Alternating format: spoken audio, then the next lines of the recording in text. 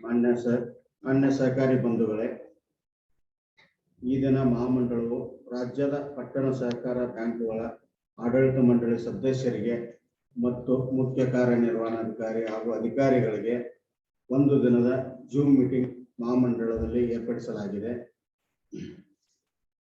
ಈ ಸಭೆಯಲ್ಲಿ ಭಾಗವಹಿಸಿರುವ ಎಲ್ಲ ಸಹಕಾರಿ ಬಂಧುಗಳಿಗೆ ಮಹಾಮಂಡಳದ ಪರವಾಗಿ ಸ್ವಾಗತ ಕೋರುತ್ತೇನೆ. ನಿನ್ನೆ ಸೆಷನ್ ಒಳಗ ಸಹಕಾರ ಸಂಘಗಳ ಕಾಯ್ದೆ ತಿದ್ದುಪಡಿಗಳಿಗೆ ಅನುಮೋದನೆ ನೀಡಿರುತ್ತಾರೆ. ಹಿಂದಿಗೆ ಇದಕ್ಕೆ ಮಾರ್ಚದಲ್ಲೇ ತಗೋಬೇಕಂತ ಹೇಳಿದ್ರು, ಬಟ್ ಕಾರಣದಿಂದ ಮುಂದೆ ಹೋಗಿದೆ. ಅದು ನಿನ್ನೆ ಪಾಸ್ ಆಗಿದೆ. ಅದರಲ್ಲಿ ಪ್ರಮುಖ ಒಂದು 2-3 ವಿಷಯ ಇದೆ. ಏನೇನಿದೆ ಅಂದ್ರೆ, ಒಂದು AGM ಅಟೆಂಡೆನ್ಸ್ 5 ವರ್ಷದಲ್ಲಿ 3 ವರ್ಷ ನಿರಂತರ ಅಟೆಂಡ್ ಆಗಬೇಕಾಗಿತ್ತು.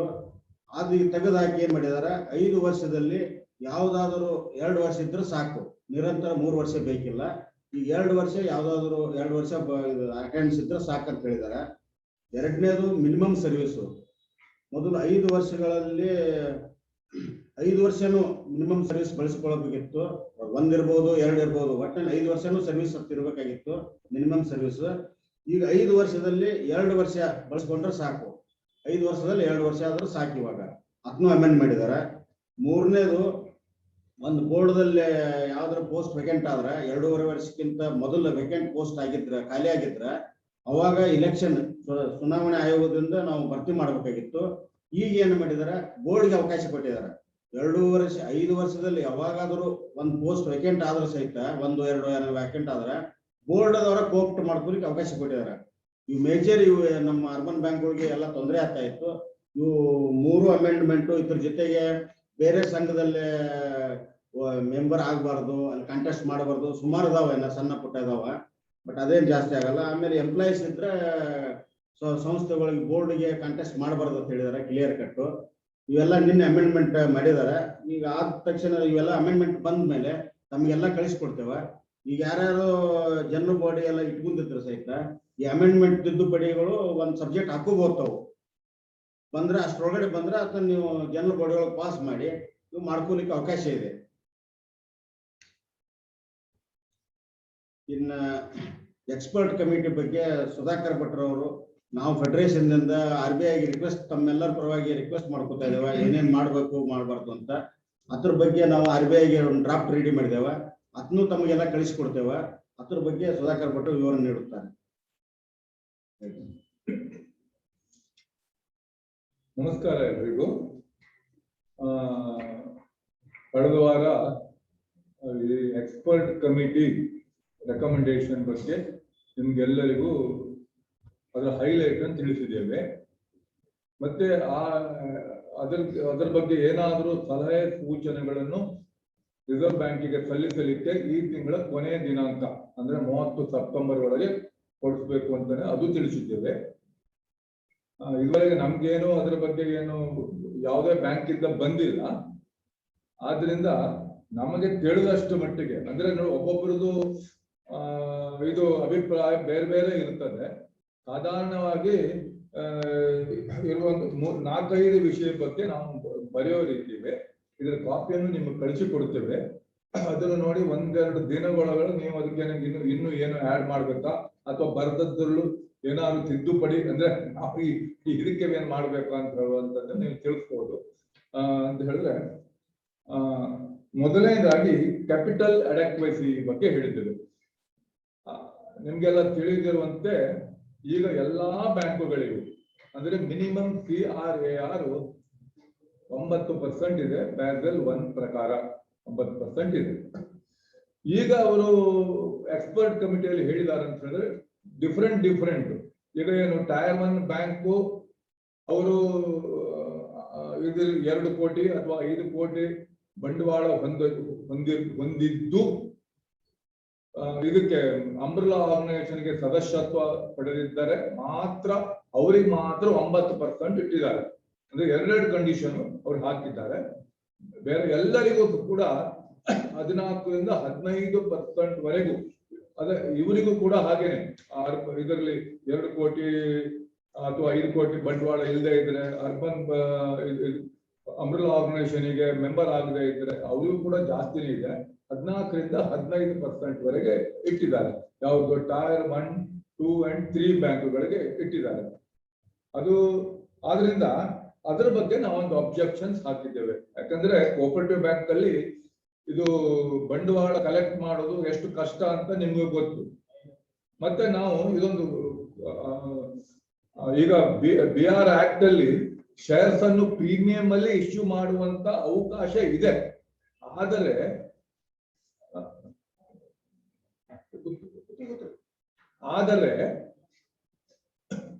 ಏನು ಅಂತ ಹೇಳಿದ್ರೆ within the limited area operations ಇರುವುದರಿಂದ ಮತ್ತೆ ಶೇರ್ ಅನ್ನು ಪ್ರೀಮಿಯಂ ಅಲ್ಲಿ ಇಶ್ಯೂ ಮಾಡೋದು ಬಹಳ ಕಷ್ಟ ಆಗ್ತದೆ.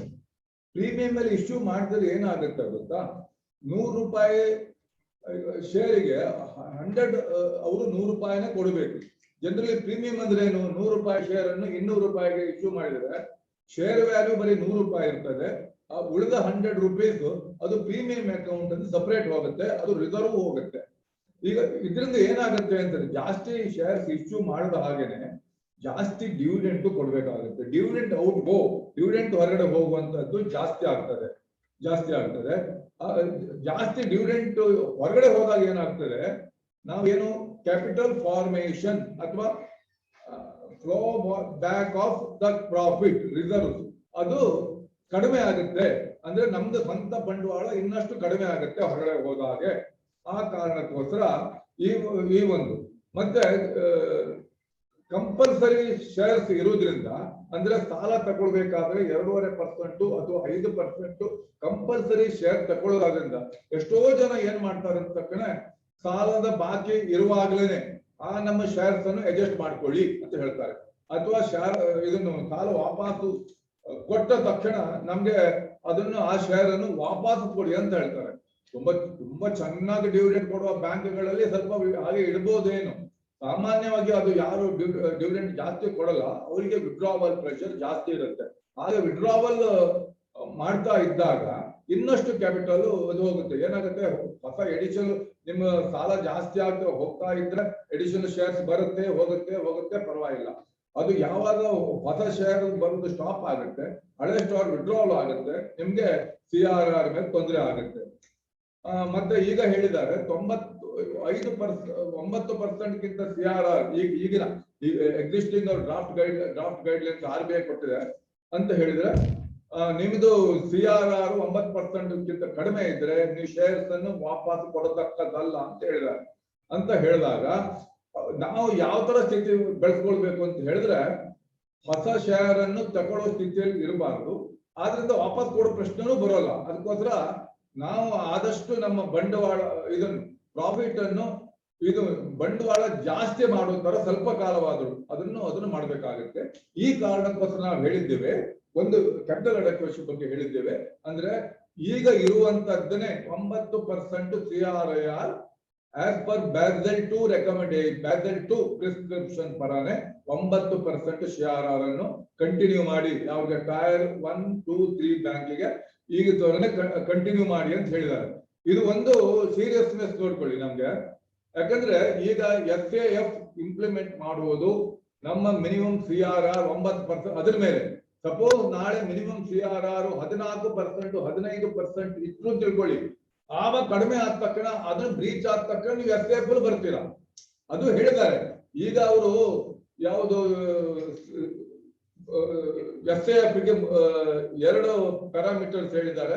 ನೆಟ್ NPA 6%ಗಿಂತ ಜಾಸ್ತಿ ಮತ್ತು CRR 9%ಗಿಂತ ಕಡಿಮೆ ಹೇಳಿದ್ದಾರೆ. ಈಗ ಎಕ್ಸಿಸ್ಟಿಂಗ್ ನೆಟ್ NPA ವ್ಯತ್ಯಾಸ ಆಗುವುದಿಲ್ಲ. CRR ಈಗ ಮಿನಿಮಮ್ CRR 9%ಗಿಂತ 14-15% ಮಾಡಿತು ಅಂತ ಆದ್ರೆ 15% ಲಿಮಿಟ್ ಬ್ರೀಚ್ ಆದ ತಕ್ಷಣ ನೀವು SAF ಬರ್ತೀರಾ. ಅದು ಹೇಳಿದ್ದಾರೆ. ಅದರಲ್ಲಿ ಅಕಾರ್ಡಿಂಗ್ಲಿ ಇಟ್ ವಿಲ್ ರಿವೈಸ್ ಅಂತ ಹೇಳಿದ್ದಾರೆ. ಅಂದ್ರೆ ಫ್ಯಾಕ್ಟರ್ಡ್ ಅಂತ ಅದರಲ್ಲಿ ಹೇಳಿದ್ದಾರೆ. ಅದನ್ನು ಒಂದು ಮನಸ್ಸಲ್ಲಿ ನಾವು ಇಟ್ಕೊಳ್ಳೋದು.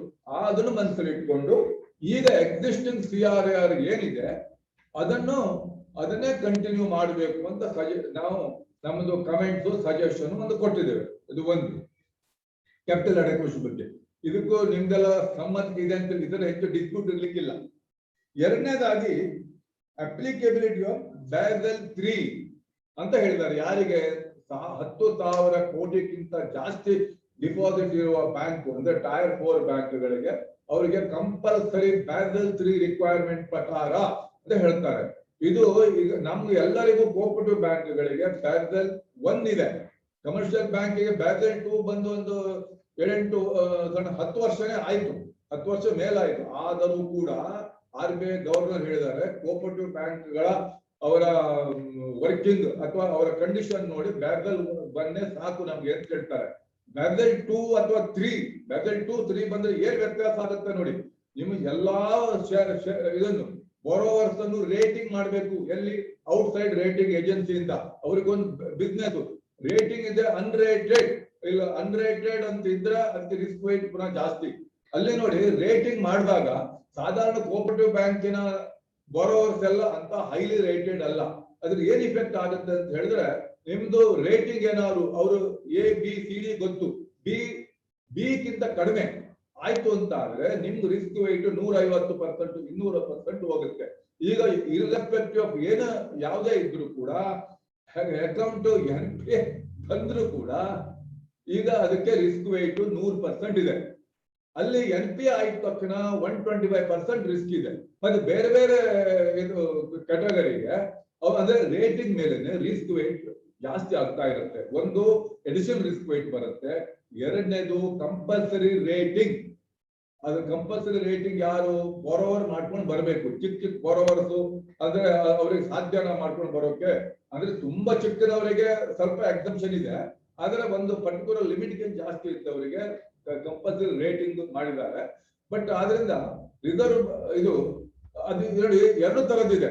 ಯಾರು ಅದರಲ್ಲಿ ಯೂನಿವರ್ಸಲ್ ಬ್ಯಾಂಕ್ ಆಗಿ ಆಫ್ ಮಾಡ್ತಾರೆ ಅವ್ರಿಗೆ ಮಾತ್ರ ಅಲ್ಲ, ಎಲ್ಲರಿಗೂ ಬ್ಯಾಸೆಲ್ 3 ಪ್ರಕಾರ 10,000 ಕೋಟಿಗಿಂತ ಜಾಸ್ತಿ ಡಿಪಾಸಿಟ್ ಹೋದವರಿಗೆ ಎಲ್ಲರಿಗೂ ಬ್ಯಾಸೆಲ್ 3 ಪ್ರಕಾರನೇ ಕ್ಯಾಪಿಟಲ್ ಅಡೆಕ್ವಸಿ. ಮತ್ತೆ ನಮ್ಗೆ ನೋಡಿ ಈಗ ಕ್ಯಾಪಿಟಲ್ ಇದು ಇರುವಂತದ್ದು ರಿಸ್ಕ್ ವೇಟ್ ಅಂತ ಇರುವಂತದ್ದು ಒಂದು ಕ್ರೆಡಿಟ್ ರಿಸ್ಕ್, ಯಾರು ಡಿಫಾಲ್ಟ್ ಆದ್ರೆ ಅದಕ್ಕೆ. ಎರಡನೇದು ಮಾರ್ಕೆಟ್ ರಿಸ್ಕ್ ತುಂಬಾ ಚಿಕ್ಕದು ಇರ್ತದೆ ಮತ್ತೆ ಇದೆ. ಬಟ್ ಬ್ಯಾಸೆಲ್ 2 ಮತ್ತೆ 3 ಬಂದಾಗ ಇನ್ನೊಂದು ಅಡಿಷನಲ್ ರಿಸ್ಕ್ ಬರುತ್ತೆ, ಆಪರೇಷನಲ್ ರಿಸ್ಕ್ ಅಂತ ಬರುತ್ತೆ, ಅದಕ್ಕೂ ಕೂಡ ಇರುತ್ತೆ. ಬರೀ ಅವರಿಗೆ CRR ಎಷ್ಟು 11.5% ಕಡಿಮೆ ಅನ್ಸುತ್ತೆ.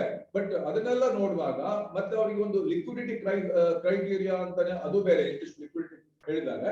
ಆದ್ದರಿಂದ ನಾವು ಹೇಳುದು ಅಂತ ಹೇಳಿದ್ರೆ ಅಲ್ಲೂ ರಿಕ್ವೆಸ್ಟ್ ಮಾಡಿದ್ವಿ, ಅವರು ಕೂಡ ಬ್ಯಾಸೆಲ್ 1 ಪ್ರಕಾರನೇ ಈಗ ಇರುವಂತ CRR ಅನ್ನೇ ಮೇಂಟೈನ್ ಮಾಡಿ ಅಂತ ಹೇಳಿದ್ರು.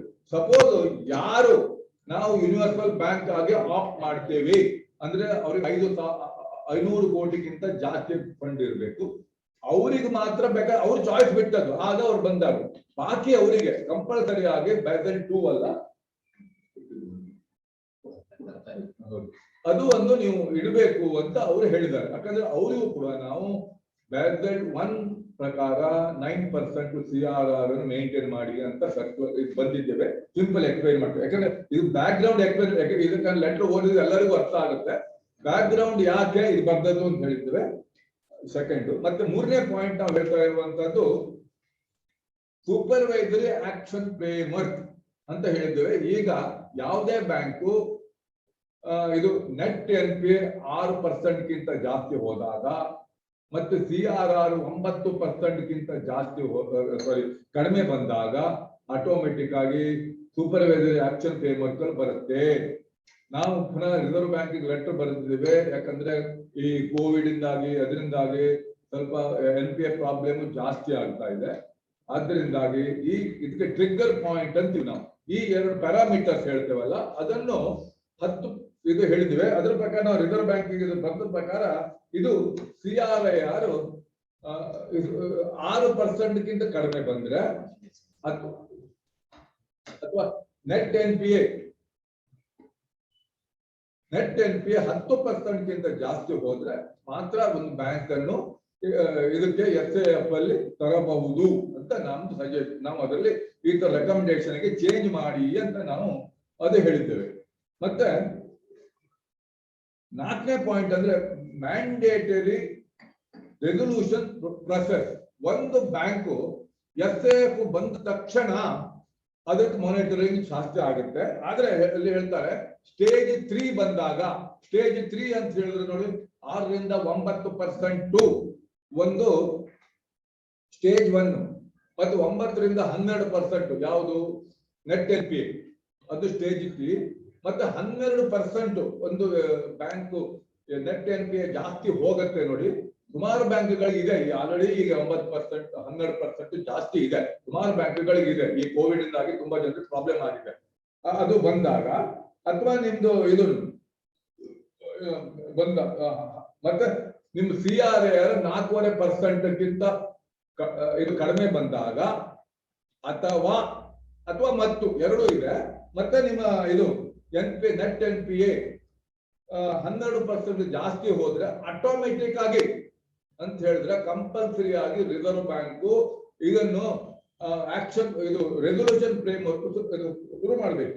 ಪ್ರೊಸೆಸ್ ಫ್ರೇಮ್ವರ್ಕ್ ಅಂದ್ರೆ ಪ್ರೊಸೆಸ್ ಶುರು ಮಾಡಬೇಕು. ಅಂದ್ರೆ ಏನು ಮರ್ಜರು, ಸುಪರ್ದೇಶನ್ ಆಫ್ ಬೋರ್ಡ್ ಈ ತರದ್ದೆಲ್ಲ ಅವ್ರು ಕೂಡಲೇ ಮಾಡಬೇಕು ಅಂತ ಹೇಳಿದ್ದಾರೆ. ಯಾಕಂದ್ರೆ 6 ತಿಂಗಳೊಳಗೆ ಪ್ರಪೋಸಲ್ ಕೊಡ್ತಾ ಇದ್ರೆ ಬೋರ್ಡ್ ಅನ್ನು ನೀವು ಸೂಪರ್ಸೈಡ್ ಮಾಡಿ, ಇದು ಆಗದೆ ಇದ್ರೆ ಲೈಸೆನ್ಸ್ ಕ್ಯಾನ್ಸಲ್ ಮಾಡಿ, ಅಂದ್ರೆ ಕಂಪಲ್ಸರಿ ಮಾಡ್ಬೇಕು ಅಂತ. ಈಗ ಏನಿದೆ ಅಂತ ಹೇಳಿದ್ರೆ ರಿಸರ್ವ್ ಬ್ಯಾಂಕ್ ನೋಡ್ಕೊಳ್ಳುತ್ತೆ. ಸಡನ್ ಆಗಿ ಅದರ ಒಂದು ಡಿಸ್ಕಷನ್ ಇರುತ್ತೆ. ಮತ್ತೆ ಟ್ಯಾಪ್ ಕಬ್ಬಲ್ಲೂ ಬಂದ್ಕೊಂಡು ಅವರು ಡಿಸ್ಕಷನ್ ಮಾಡ್ತಾರೆ. ಅವರಿಗೆ ಲೋಕಲ್ RBI ನವರಿಗೆ ಸ್ವಲ್ಪ ಇದು ಇಂಪ್ರೂವ್ ಆಗತ್ತೋ, ಇದು ಟೆಂಪ್ರರಿ ಅಂತಿರುತ್ತೆ, ಅವ್ರಿಗೆ ಸ್ಕೋಪ್ ಇದೆ. ಇನ್ನು ಮುಂದೆ ಅಂದ್ರೆ ರೆಕಮೆಂಡೇಶನ್ ಪ್ರಕಾರ ಏನಂತ ಹೇಳಿದ್ರೆ ಆ ತರ ಒಂದು ಫ್ಲೆಕ್ಸಿಬಿಲಿಟಿ ಅಂತ ಹೇಳ್ತೀವಿ ನೋಡಿ, ಅದು ಇಲ್ಲ. ನೀವು ಕಂಪಲ್ಸರಿಗೆ ಈ ತರ ಬಂದ ತಕ್ಷಣ ಇಮಿಡಿಯೇಟ್ ಆಗಿ ಈ ಪ್ರೊಸೆಸ್ ಸ್ಟಾರ್ಟ್ ಮಾಡಬೇಕು. ಮರ್ಜರು, ರೀಕನ್ಸ್ಟ್ರಕ್ಷನ್ ಅಥವಾ ಇದನ್ನು ಡಿಸೊಲ್ಯೂಷನ್ ಅಂತ ಹೇಳಿದ್ರೆ ಲಿಕ್ವಿಡೇಷನ್ ಅಂತ ಹೇಳ್ತಾರೆ, ಅದನ್ನು ಸ್ಟಾರ್ಟ್ ಮಾಡಬೇಕು ಅಂತ ಹೇಳ್ಕೊಂಡು ಇದು ರಿಸರ್ವ್ ಬ್ಯಾಂಕ್ ಇದು ಹೇಳ್ತಾ ಇದೆ. ಅದಕ್ಕೆ ನಾವು ಬಂದಿದ್ದೇವೆ ಏನು ಅಂತ ಹೇಳಿದ್ರೆ, ಯಾವುದೇ ಕಾರಣಕ್ಕೋಸ್ಕರ ಸಪೋಸ್ ಅನ್ಎಕ್ಸ್ಪೆಕ್ಟೆಡ್ ಇವೆಂಟ್ಸ್ ಅಂದ್ರೆ ಇದು ಬಂತು, COVID-19 ಯಾರಿಗೂ ಗೊತ್ತಿಲ್ಲ, ಕಲ್ಪನೆ ಯಾರು ಮಾಡಿರ್ಲಿಲ್ಲ. ಮತ್ತೆ ಅವಾಗ ಡಿಮಾನಿಟೈಸೇಷನ್ ಬಂತು, ಅಥವಾ ನ್ಯಾಚುರಲ್ ಕೆಲಾಮಿಟೀಸ್, ಅಥವಾ ಫೈನಾನ್ಸಿಯಲ್ ಈಗ ನೋಡಿ ಅದು ಕ್ರೈಸಿಸ್ ಬಂತು, US ಎಲ್ಲ ಕಡೆ ಬಂತು. ಇಂಥ ಎಕ್ಸ್ಟ್ರಾರ್ಡಿನರಿ ಸಿಚುವೇಶನ್ ಬಂದಾಗ ಒಂದು ಬ್ಯಾಂಕ್ ಸಡನ್ ಆಗಿ ಒಂದೇ ವರ್ಷದಲ್ಲಿ ಸಡನ್ ಆಗಿ ಅವರು ಈ ಸ್ಟೇಜ್ 3 ಆಫ್ SAF ಬರ್ಬೋದು. ಅಂದ್ರೆ ಅವರದ್ದು ನೆಟ್ NPA 12%ಗಿಂತ ಜಾಸ್ತಿ ಹೋಗ್ಬೋದು, CRAR 4.5%ಗಿಂತ ಕಡಿಮೆ ಬರ್ಬೋದು. ಇದು ಬಂದಿದೆ ತುಂಬಾ ಬ್ಯಾಂಕ್ಗಳಿಗೆ, ನಾವು ಅನುಭವದಿಂದ ಹೇಳ್ತಾ ಇದ್ದೀವಿ. ಬಂದಿದೆ 2020 ಅಥವಾ 19 ಅವರ ಬ್ಯಾಲೆನ್ಸ್ ಶೀಟ್ ಪ್ರಕಾರ ಸಡನ್ ಆಗಿ ಬಂದಿದೆ. ಆದ್ರಿಂದ ಈ ಅಂತ ಬ್ಯಾಂಕ್ಗಳೆಲ್ಲ ನಾನ್ ವಯಬಲ್ ಅಂತ ಅಲ್ಲ. ಅದಕ್ಕೋಸ್ಕರ ಅವ್ರು ಸಪರೇಟ್ ಅವ್ರು ಟೈಮ್ ಕೊಟ್ಟರೆ ರಿಕವರಿ ಆಗ್ತದೆ, ಸರಿ ಆಗ್ತದೆ. ಆದ್ರಿಂದ ರಿಸರ್ವ್ ಬ್ಯಾಂಕಿನ ಅಂದ್ರೆ ಈ ಎಕ್ಸ್ಪರ್ಟ್ ಕಮಿಟಿಯ ರೆಕಮೆಂಡೇಶನ್ ಪ್ರಕಾರ ಅಂತ ಬ್ಯಾಂಕ್ಗಳನ್ನು ಯಾವ ಬ್ಯಾಂಕು ಸ್ಟೇಜ್ 3 ಆಫ್ SAF ಬಂತು ನೋಡಿ, ಅವ್ರು ಇಮಿಡಿಯೇಟ್ ಆಗಿ ಮರ್ಜರು ಅಥವಾ ರಿಸೊಲ್ಯೂಷನ್ ಏನಾದ್ರು ಮಾಡಬೇಕು ಅಂತ ಹೇಳ್ಕೊಂಡು ಅವರು ಹೇಳಿದ್ದಾರೆ. ನಾವ್ ಹೇಳಿದ್ರು ಇದು ಸರಿಯಲ್ಲ, ಇದು ಫ್ಲೆಕ್ಸಿಬಿಲಿಟಿ ಇರಬೇಕು, ಅವರಿಗೆ ಇಂಪ್ರೂವ್ ಮಾಡಲಿಕ್ಕೆ ನಾವು ಚಾನ್ಸ್ ಕೊಡಬೇಕು ಅಂತ ಇದರಲ್ಲಿ ಬರೆದಿದೆ. ಮತ್ತೆ 5ನೇದು ಅಂತ ಹೇಳಿದ್ರೆ, ಮೊನ್ನೆ ತುಮಕೂರು ಗ್ರೈನ್ ಮರ್ಚೆಂಟ್ ಕೋಪರೇಟಿವ್ ಬ್ಯಾಂಕಿನವರದ್ದು ಒಂದು ಇದು ಸಬ್ಜೆಕ್ಟ್ ಇತ್ತು. ಏನಿತ್ತು ಅಂತ ಹೇಳಿದ್ರೆ, ಈಗ ಆಲ್ರೆಡಿ ನಿಮ್ಗೆ ಗೊತ್ತಿರಬೇಕು, ನಿಮ್ಮ ಯಾವುದು ಸಾಲ ಕೊಡ್ತೀರಲ್ವಾ ಅದರಲ್ಲಿ ಕನಿಷ್ಠ 50% ಅಷ್ಟು ಸಾಲಗಳು 25 ಲಕ್ಷಕ್ಕಿಂತ ಪರ್ ಬೋರೋವರ್ 25 ಲಕ್ಷಕ್ಕಿಂತ ಕಡಿಮೆ ಇರಬೇಕು. ಕಡಿಮೆ ಇರಬೇಕು ಅಂತಲ್ಲ, 25 ಲಕ್ಷದ ಅಷ್ಟಾರು ಇರಬೇಕು, ಕಡಿಮೆ ಇರಬೇಕು ಅಂತ. 50% ಜಾಸ್ತಿ ಇದ್ರೆ ಪರವಾಗಿಲ್ಲ. ಅಂದ್ರೆ ಅರ್ಥ ಅಂದ್ರೆ 25 ಲಕ್ಷಕ್ಕಿಂತ ಜಾಸ್ತಿ ಇರುವ ಲೋನು ನಿಮ್ಮ ಟೋಟಲ್ ಅಡ್ವಾನ್ಸಸ್ ಅರ್ಧಕ್ಕಿಂತ ಜಾಸ್ತಿ ಹೋಗುವಾಗಿಲ್ಲ, ಅರ್ಧದಷ್ಟು ಇರಬಹುದು. ಅಂದ್ರೆ ಅದರಿಂದ ಅವರು ಏನು ಹೇಳಿದ್ರು ಅಂದ್ರೆ 25 ಚಿಕ್ಕ ಅಡ್ವಾನ್ಸ್ಗಳು ಕೊಟ್ರೆ ನಮ್ಗೆ ಬ್ಯಾಂಕ್ ನಡೆಸೋಕ್ ಆಗಲ್ಲ, ದೊಡ್ಡ ಅಡ್ವಾನ್ಸ್ ಕೊಡೋಕ್ ಕಷ್ಟ ಆಗುತ್ತೆ ಅಂತ ಹೇಳಿದ್ರು. ಅದನ್ನು ಆಲ್ರೆಡಿ ಇದೆ, ಅದು ರೆಕಮೆಂಡೇಶನ್ ಅಲ್ಲ. ಈ ರೆಕಮೆಂಡೇಶನ್ ಏನ್ ಮಾಡಿದಾರೆ ಅಂತ ಹೇಳಿದ್ರೆ ಅದನ್ನು ಕಂಟಿನ್ಯೂ ಮಾಡಬೇಕು. ಸ್ವಲ್ಪ ಅವರು ಇದು ಕೊಟ್ಟಿದ್ರು ಅಂತ ಹೇಳಿ ಇದು ಪ್ರಯಾರಿಟಿ ಸೆಕ್ಟರ್ ಅಡ್ವಾನ್ಸಸ್ 75% ಅಂತ ಮಾಡಿದ್ರಲ್ಲ, ಅದಕ್ಕೆ ಅವರು ಏನು ಮಾಡಿದಾರೆ ಅಂದ್ರೆ ಅದನ್ನ ಮುಟ್ಟೋಕೆ ಸಡನ್ ಆಗಿ ಅದಕ್ಕೆ ಟೈಮ್ ಲಿಮಿಟ್ ಕೊಡಬಾರ್ದು. ಈ 2023 ಏನೋ ಟೈಮ್ ಲಿಮಿಟ್ ಕೊಟ್ಟಿದ್ದಾರೆ, ಅದು ಟೈಮ್ ಲಿಮಿಟ್ ಕೊಡಬಾರ್ದು. ಅವ್ರು ಏನ್ ಹೇಳಿದ್ರೆ ಎಡಿಷನಲ್ ಎನ್ಪೆ ಇನ್ಕ್ರಿಮೆಂಟಲ್ ಅಡ್ವಾನ್ಸಸ್ ಇದೆಯಲ್ಲ, ಕರೆಕ್ಟ್ ಆಗಿ ಬಂದ್ರಿ, ಕರೆಕ್ಟ್ ಆಗಿ ಬಂದ್ರಿ. ಇನ್ಕ್ರಿಮೆಂಟಲ್ ಅಡ್ವಾನ್ಸಸ್ ಪ್ರೈವೇಟ್ ಸೆಕ್ಟರ್ 75% ಅಷ್ಟು ಮಾಡ್ತಾ ಹೋಗಿ, ಅದಕ್ಕೆ ಟೈಮ್ ಲಿಮಿಟ್ ಕೊಡಬಾರ್ದು ಅಂತ ಹೇಳಿದ್ದಾರೆ. ಇದಿಷ್ಟು ನಮ್ಮದು ನಾವು ಬಂದಿದ್ದೇವೆ 4 ಪಾಯಿಂಟ್. ಇನ್ನು ಮುಂದೆ ಇದು ಲೆಟರ್ ನಿಮ್ಗೆ ಕಳಿಸಿಕೊಡ್ತಾ ಇದ್ದೀವಿ. ನೀವು ಇದನ್ನು ಒಂದು ಓದ್ಕೊಂಡು ಅಥವಾ ಇನ್ನೇನಾದ್ರು ಸೇರಿಸ್ಬೇಕು ಅಥವಾ ಇದ್ರಲ್ಲಿ ಏನಾದ್ರು ಮಾಡ್ಬೇಕು ಅಂತ ಹೇಳ್ಕೊಂಡು 1-2 ದಿವಸದೊಳಗೆ ನೀವು ತಿಳಿಸ್ಬೇಕು. ಯಾರದು ಬಾರದೇ ಇದ್ರೆ, ಯಾರದು ರಿಪ್ಲೈ ಬಾರದೇ ಇದ್ರೆ ಇದೇ ಸರಿ ಇದೆ ಅಂತ ತಿಳ್ಕೊಂಡು ನಾವು ಮುಂದೆ ಹೋಗ್ತಾ ಇದ್ವಿ. ಇವಾಗ ಸದ್ಯದಲ್ಲೇ ನಮ್ಮ ಯಾವ ಕ್ಲಾಸ್ ಆಗ್ಬೇಕಿತ್ತು ನೋಡಿ, ಇನ್ಕಮ್ ಟ್ಯಾಕ್ಸ್ ಬಗ್ಗೆ ಆಕ್ಟ್ ಬಗ್ಗೆ ನಮ್ಮ ಅವರು ವೆಂಕಟೇಶ್ ಅವರು ಬಂದಿದ್ದಾರೆ. ಈಗ ಅವರು ಸದ್ಯದಲ್ಲೇ ಕ್ಲಾಸ್ ತಗೊಳ್ಳೋರಿದ್ದಾರೆ.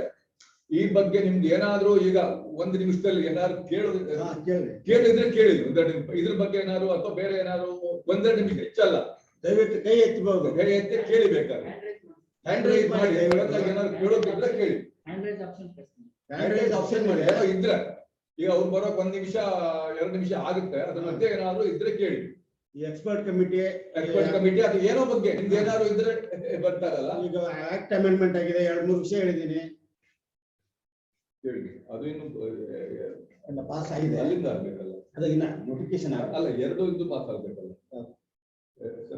ಕೌನ್ಸಿಲ್ ಮೋಸ್ಟ್ಲಿ 2 ಆಗಿದೆ, ಆಗಿದೆಯಾ? ಮತ್ತೆ ಪೇಪರ್ ಬಂದಿದೆ, ಆಗಿದೆ, 2 ಆಗಿದೆಯಾ? ಕೌನ್ಸಿಲ್ ಇಂದ ಆಗ್ಬೇಕು, ಮತ್ತೆ ಗೆಜೆಟ್ ನೋಟಿಫಿಕೇಶನ್ ಯಾರದು ಇಲ್ಲ ಅಲ್ಲ? ಹಾಗಾದ್ರೆ ಹೇಳಿ ಇವ್ರೆ, ಕೇಳಿ. ಸರಿ, ಕೇಳ್ತಾ ಇಲ್ಲ, ಮ್ಯೂಟ್, ಸೌಂಡ್ ಬರ್ತಾ ಇಲ್ಲ, ವಾಯ್ಸ್ ಬರ್ತಾ ಇಲ್ಲ. ಮಾತಾಡಿ. ಇವ್ರು ಮೈಸೂರಿನವರು ಅಲ್ವ ಇವರು? ಹೌದು ರೀ, ಮೈಸೂರು ಕನ್ನಿಕಾ ಪರಮೇಶ್ವರ. ಹೌದು, ಇವರು ಬೇರೆ ಇದ್ದಾರೆ. ಹೇಳಿ. ಮಾತಾಡೋದು ಕೇಳಿಸ್ತಾ ಇಲ್ಲ ಸರ್. ನೀವು ಮಾತಾಡೋದು ಕೇಳಿಸ್ತಾ ಇಲ್ಲ. ಇರ್ಲಿ ಆಗ ಇವ್ರು ಬಂದೇ ಬಿಟ್ಟು ಇಲ್ಲ ಹಂಗ ಅವ್ರಿಗೇನು ಕ್ವಶನ್ ಕೇಳಿ ಅಂತ ಹೇಳ್ಬೇಕು. ಬರುವವರೆಗೆ ಕೀಪ್ ದಮ್ ಎಂಗೇಜ್ ತಾನೆ. ಏನು ಇರ್ಲಿಲ್ಲ, ಇದು ಆಫ್ಟರ್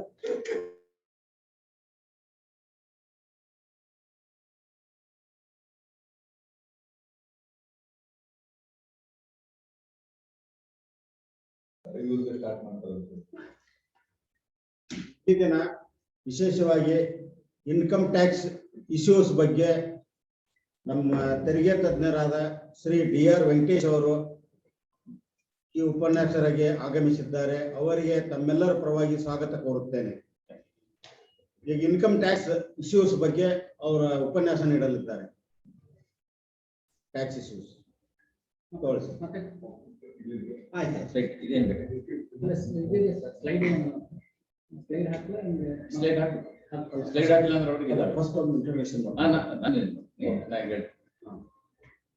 ಸ್ನೇಹಿತರೆ, ಕ್ಷಮಿಸಬೇಕು, ನಾನು ಬೆಂಗಳೂರಿನ ಟ್ರಾಫಿಕ್ ಅಲ್ಲಿ ಸ್ಟಕ್ ಆಗಿ ಸ್ವಲ್ಪ 20 ನಿಮಿಷ ಲೇಟ್ ಆಯ್ತು. I very extremely sorry for that. ಸ್ನೇಹಿತರೆ, ಇವತ್ತು ನಿಮ್ಮ ಜೊತೆಗೆ ನಾನು ಅರ್ಬನ್ ಕೋಆಪರೇಟಿವ್ ಬ್ಯಾಂಕಿಗೆ ಇನ್ಕಮ್ ಟ್ಯಾಕ್ಸ್ ಸಂಬಂಧಪಟ್ಟ ಹಾಗೆ ಏನೇನು ಅಪ್ಡೇಟ್ ಆಗಿದೆ ನಿಮಗೆಲ್ಲ ಗೊತ್ತಿದೆ. ಸ್ನೇಹಿತರೆ, ನೀವು ವರ್ಷ ಇದು ಇನ್ಕಮ್ ಟ್ಯಾಕ್ಸ್ ಬಗ್ಗೆ ಕೇಳ್ತಾ ಇದ್ದೀರಾ, ನೀವು ಓದ್ತಾ ಇದ್ದೀರಾ, ನಿಮಗೂ ಅದ್ರ ಬಗ್ಗೆ ನಾಲೆಡ್ಜ್ ಇದೆ. ಆದ್ರೆ ಸಮ್ ಆಫ್ ದಿ ಇಶ್ಯೂಸ್ ನಾನು ಅಪ್ಡೇಟ್ ನಿಮಗೆ ಗೊತ್ತಿರೋದನ್ನ ಇನ್ನೂ ಸ್ವಲ್ಪ ಮಾಡಿ ಹಿಂಗೆ ಆಗಿದೆ ಅಂತ ಹೇಳೋದು ಇವತ್ತಿನ ಒಂದು ಮೇನ್ ಇದು. ಸ್ನೇಹಿತರೆ, ಇವತ್ತು ನನಗೆ ಏನೇನು ಇಶ್ಯೂಸ್ ಇದೆ, ಏನೇನಿದೆ ಅಂತೆಲ್ಲ ನಾನು ಮಾತಾಡ್ತೀನಿ. ನೀವು ಅಲ್ಲಿ ಮೂವ್ ಮಾಡ್ತೀರಿ. ಓಕೆ, ಈಗ ಸ್ನೇಹಿತರೆ, ಈ ಕೋವಿಡ್ ಪೆಂಡೆಮಿಕ್ ಇದರಿಂದ ಸೋ ಮೆನಿ ಟ್ಯಾಕ್ಸ್ ಲಾಸ್ಗಳೆಲ್ಲ ಕೆಲವು ನೋಡಿ ಫೈಲಿಂಗ್ ರಿಟರ್ನ್ ಡ್ಯೂ ಡೇಟ್ಸ್ ಎಲ್ಲ ಪೋಸ್ಟ್ಪೋನ್ ಆಗಿದೆ. ಅದನ್ನ ನಾನು ಇವತ್ತಿನ ಜೊತೆಗೆ ನಾನು ಶೇರ್ ಮಾಡ್ತೀನಿ. ಸ್ನೇಹಿತರೆ, ಇವತ್ತಿನ ಜೊತೆಗೆ ನಾನು ಡಿಸ್ಕಸ್ ಮಾಡೋಕ್ಕಾಗಿರೋದು ಫಸ್ಟ್ ಅಸೆಸ್ಮೆಂಟ್ ಇಯರ್ 21-22 ಅಂದ್ರೆ ಇಯರ್ ಎಂಡಿಂಗ್ 31 ಮಾರ್ಚ್ 2021ಗೆ ಏನೇನು ಇಯರ್ ಎಂಡಿಂಗ್ 31st March 2020 ಅಂದ್ರೆ ಫೈನಾನ್ಷಿಯಲ್ ಇಯರ್ 2021 ಗೆ ಏನೇನು ಚೇಂಜಸ್ ಆಗಿದೆ ಅದನ್ನು ನಿಮ್ ಜೊತೆಗೆ ಶೇರ್ ಮಾಡ್ತೀನಿ. ಅದೇ ರೀತಿ ಈ ವರ್ಷ ಕರೆಂಟ್ ಫೈನಾನ್ಷಿಯಲ್ ಇಯರ್ 21-22 ಇದರಲ್ಲಿ ನೀವು ಅಡ್ವಾನ್ಸ್ ಟ್ಯಾಕ್ಸ್ ಕಟ್ಟಬೇಕು. ಇವಾಗ ನೀವು ರಿಟರ್ನ್ ಫಾರ್ಮ್ ಇದೆ ಅಲ್ಲೇ ಅದರೆಲ್ಲ ಬಗ್ಗೆನೂ ನಾನು 21-22 ನಲ್ಲಿ ನಾನು ಡಿಸ್ಕಸ್ ಮಾಡೋಕೆ ಇಷ್ಟಪಡ್ತೀನಿ. ಆಮೇಲೆ ಇವತ್ತಿನ ಒಂದು ನನ್ನ ಡಿಸ್ಕಷನ್ ಪಾಯಿಂಟ್ ಏನಂದ್ರೆ, as an assessee what are the obligation for the urban cooperative bank, ಏನೇನಿದೆ ನಿಮ್ದು obligation, statutory obligation under income tax act. Next as a deductor, income tax deductor ಏನೇನು ನಿಮ್ದು ಆಬ್ಲಿಗೇಷನ್ ಇದೆ, plus other issues like statement of financial transaction statement file ಮಾಡೋದು, ಬೇರೆ 206A 206AB. ಸ್ನೇಹಿತರೆ, ಇವತ್ತು ನಾನು ಡಿಸ್ಕಸ್ ಮಾಡ್ಕೊತಾ 3 ಅಲ್ಲ 4 ಅವರ್ಸ್ ಆದ್ರೆ ಅಷ್ಟಷ್ಟು ಹೊಸ ಪ್ರಾವಿಷನ್ ಬಂದಿದೆ. ನಾನು ನಿಮಗೆ ಸಂಬಂಧಪಟ್ಟ ಅರ್ಬನ್ ಕೋಆಪರೇಟಿವ್ ಸಂಬಂಧಪಟ್ಟ ಕೆಲವು ಮಾತ್ರ ನಿಮಗೆ ಶೇರ್ ಮಾಡ್ತೀನಿ ಇವತ್ತು. ಇದರಲ್ಲಿ ನಾನು assessee as an assessee you have an obligation to file advance tax, pay advance tax. ಅದಷ್ಟು ಡ್ಯೂ ಡೇಟ್ ನಲ್ಲಿ ಟ್ಯಾಕ್ಸ್ ಕಟ್ಟಬೇಕು ಅಂತ ಒಂದು ಸೆಕ್ಷನ್ ಇದೆ.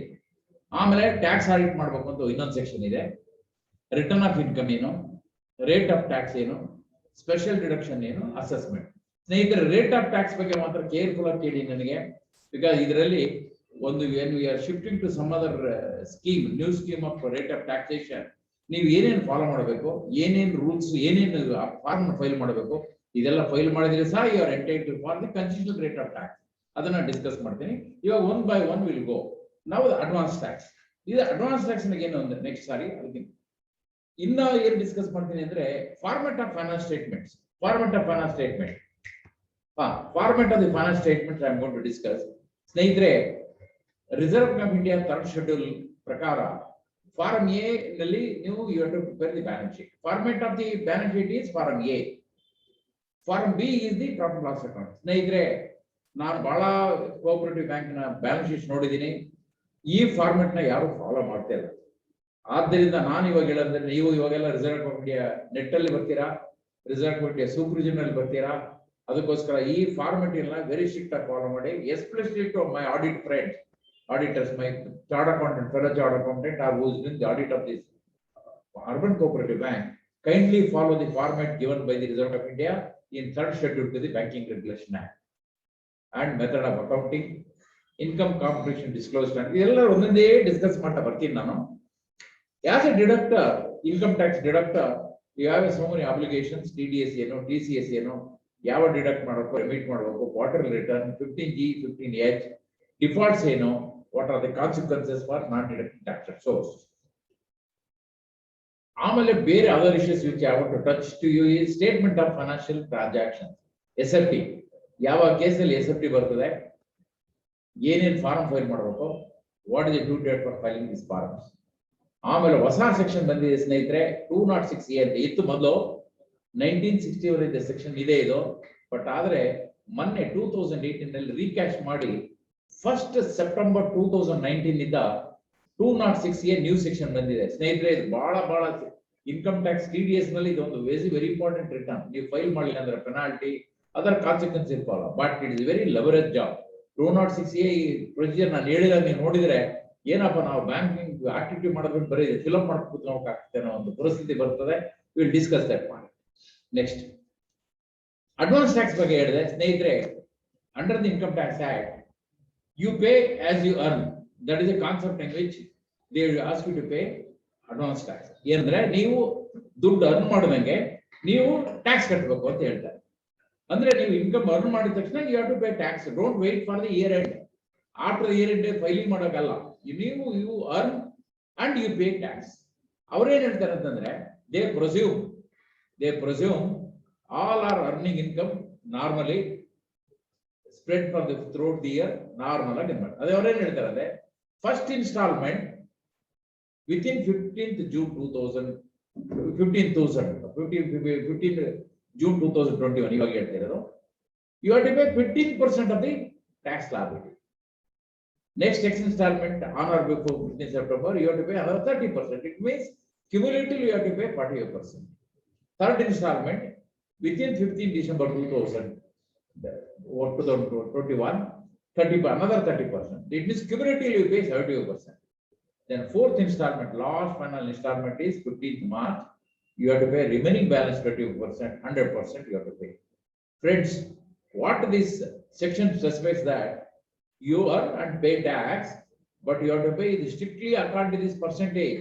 First installment 15%, second installment another 30%, and it means total you are paying 41%, and third installment you pay another 30%, you pay 75%, fourth installment another 21%, totally 100%. Take for example, your bank has liable to pay advance tax, total tax liability for the financial year 21-22. You estimated in the beginning of June, and you estimated my profit on which I have to liable for tax is 10 lakhs. Then when you estimate 10 lakhs, first installment you pay 1.5 lakhs, 15%.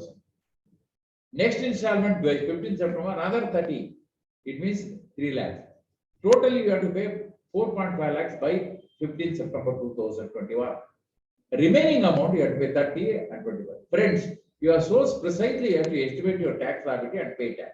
Sir, what will happen? Nan katlilla sir, estimate madilla.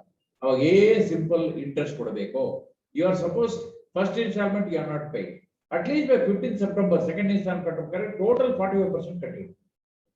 Next, December katabekare, first two installment you know the approximate kattidira. Then when you estimate it in December, you have to estimate what is the total tax liability. Other 70% already ಎಷ್ಟು ಕಟ್ಟಿದ್ದೀರಾ, balance amount you have to pay. ಅದೇ ರೀತಿ fourth installment by 15th March you have to pay 100%. ಸ್ನೇಹಿತರೆ, ನೀವು tax ಕಟ್ಟಬೇಕಾದ್ರೆ challan correct challan use ಮಾಡಬೇಕು.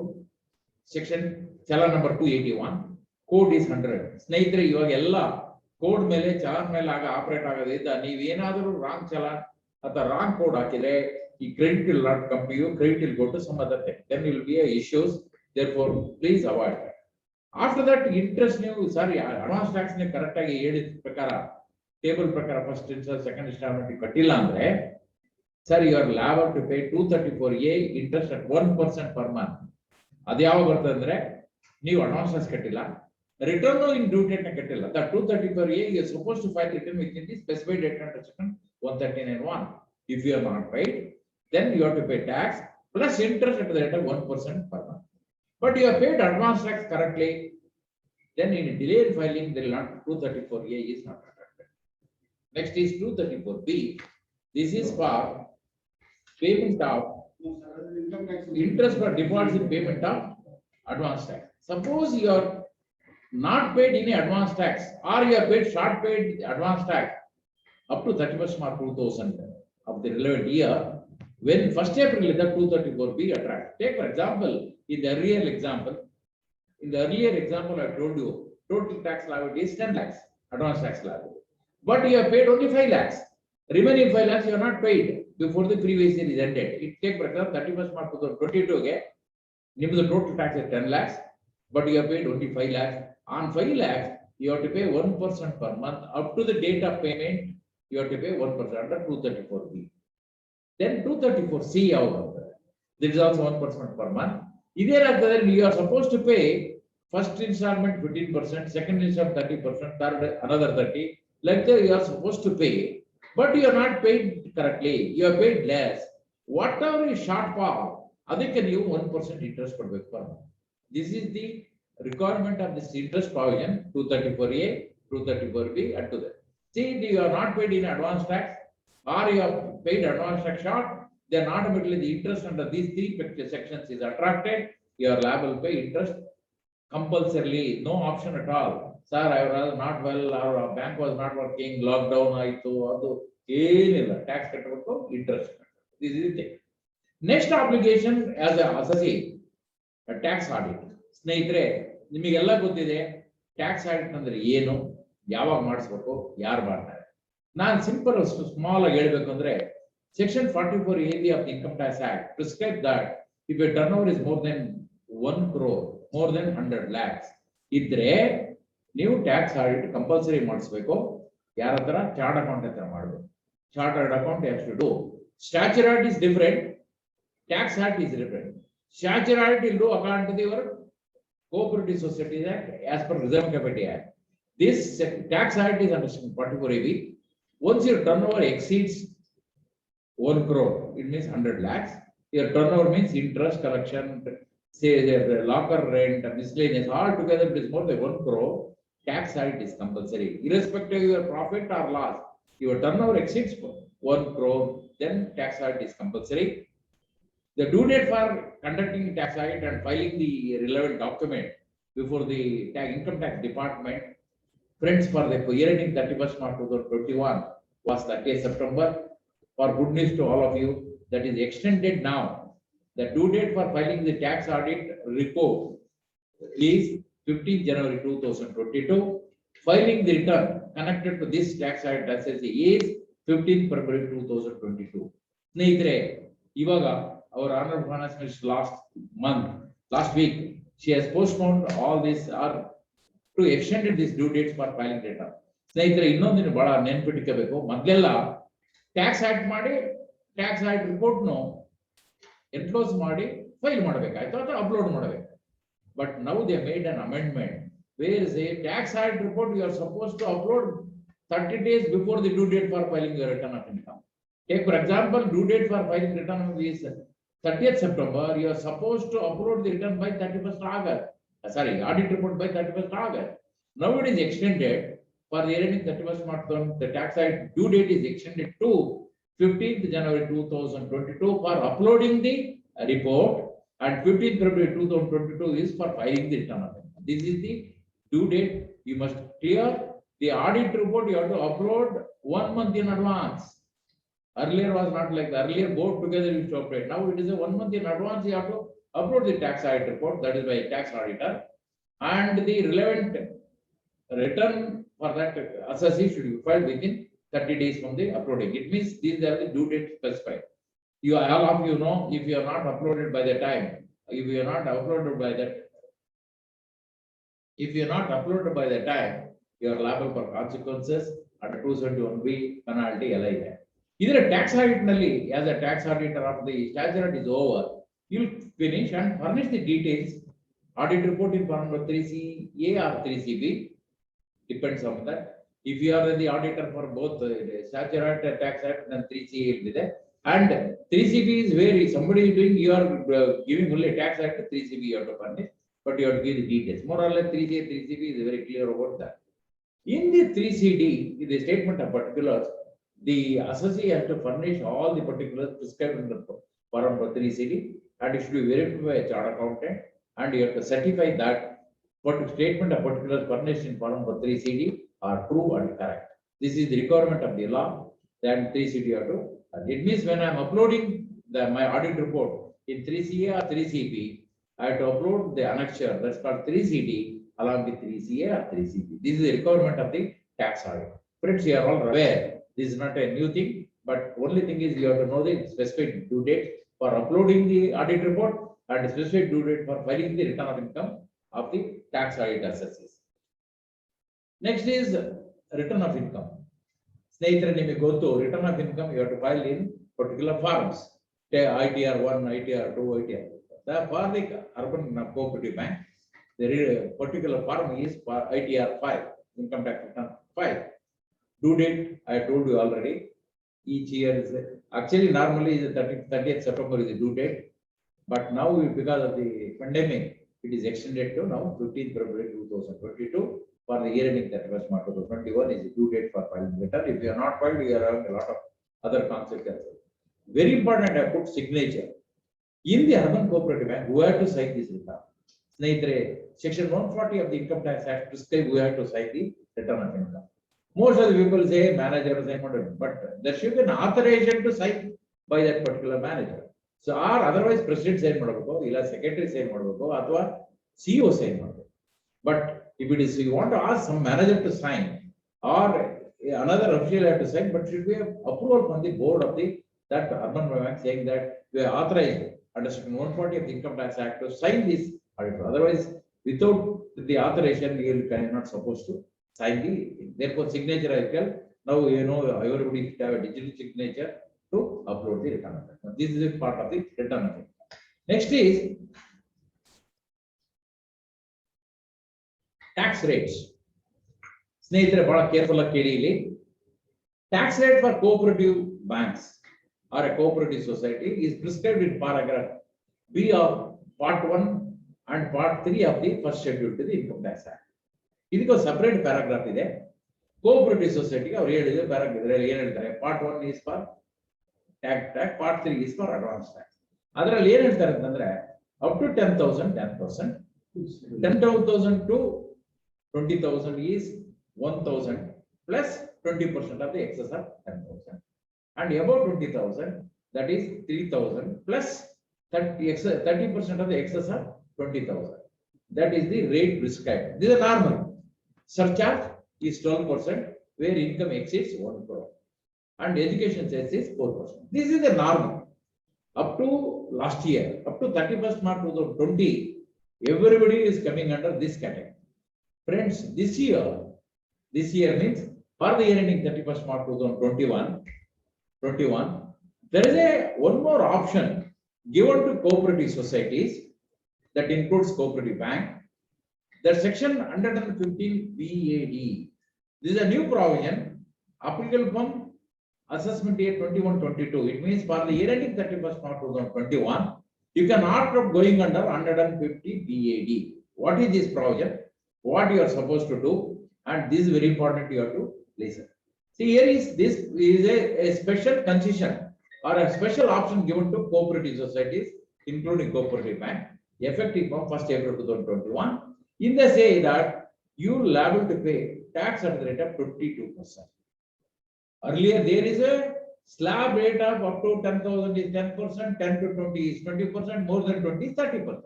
But here is straight is 22%. Tax rate is 22% instead of 30%. Usually all banks will be income is more than 20,000. Definitely you are coming under 30%, up to 30% March 2020. Now they say option is whether you want to continue the old regime of taxation or a new regime under section 115 BAD. In this, your option to pay 22%.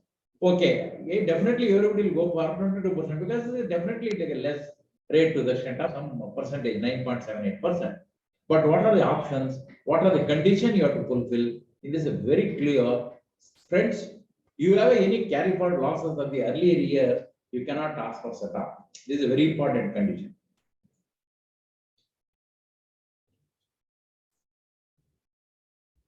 It means you can earlier year if you have a carry forward loss. Usually in the normal circumstances, you whatever the loss of earlier you carry forward and ask for a setup, and so you pay less tax.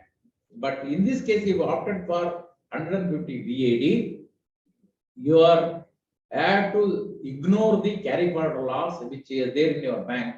You cannot ask for setup. It is not permitted. You have to pay 22% of the income declared in the profit loss. That is very important. Next is some of the expenses you cannot, some of the deductions you cannot claim under this section. That is subclause 2 of the 150 BAD. It says very clearly what are the things you cannot claim is you cannot claim a deduction under 10AA. Not much cooperative bank are entitled for that. It is accidentally if you incorporate the company, that is exempted from 10AA company. 32(1)(a), that is called additional depreciation. If you are claiming, you want to claim, it is not permitted. As you know, under 32(1)(2)(a), additional depreciation you are entitled if you install equipment or a machinery and a new machinery, that you are entitled for 50% of the normal depreciation as additional depreciation. But we cannot claim additional depreciation. And you are not entitled to claim 34AD, that is the regarding backward area from the concession. After that, you have 33AD, that is related to the rubber development account and site restoration fund. Expenditure scientific research you cannot claim. Deduction respect of expenditure specified business particle 35AD, and 35CCC is expenditure on agriculture expenses. The very important which all of you should be noted is you are not entitled to claim any deduction under Chapter 6A. That is a very important this, and you are entitled to claim in respect of some ATGGA employee, additional employee. In this is very clear. You have to compute the total income, taking the profit, and you should not claim any deductions specified under these sections. Other in that very important affecting is Chapter 6A. Friends, anyhow, for urban cooperative bank, you are not claiming any chapter 68 deduction like ATP, you are not claiming. You are not entitled to that. Therefore, you will no impact. Take for example, a cooperative society is a credit cooperative society, and you have to choose whether old rate of taxation or a new rate of taxation. You have to see what is my profit and what is the tax liability, and another is what is my profit, what is the ATP eligible, find out. Then usually all credit cooperatives, ATP deduction, ATP 2D deduction, interest received from other cooperatives are all exempt from tax. Therefore, if you have to compute both the things, one is without chapter 68 deduction, with chapter 68 deduction, which is beneficial to the assessee like cooperative society, you have to take a call. Especially in case of cooperative bank, friends, going under 115 BAD is more beneficial. I am examining this issue because you are not claiming any deduction at chapter 68, but you can ignore carry forward loss, or you can opt this scheme only after the carry forward loss and set off is already considered it in the earlier year, then you will know. It means now 150 BAD is a very, very nice option. All cooperative banks, urban cooperative bank, go for this. Already you have paid advance tax for year ending 31st March 2021 based on 22% rate, new regime. Suppose you are not done, you are paid on the old rate. Friends, if you are paid already on the old rate and old normal rate, now when you are filing return, now the due date for return is not over. You can still opt under 115 BAD, ask for refund of tax from the department.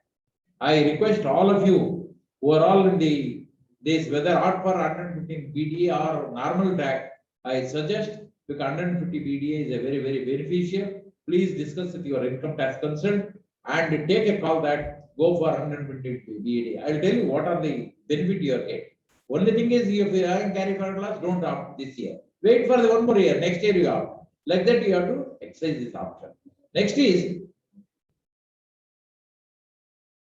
sir.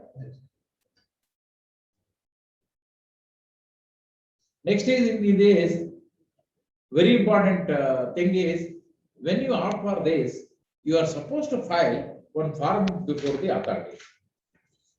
You have to file that form is called form number 10 IE.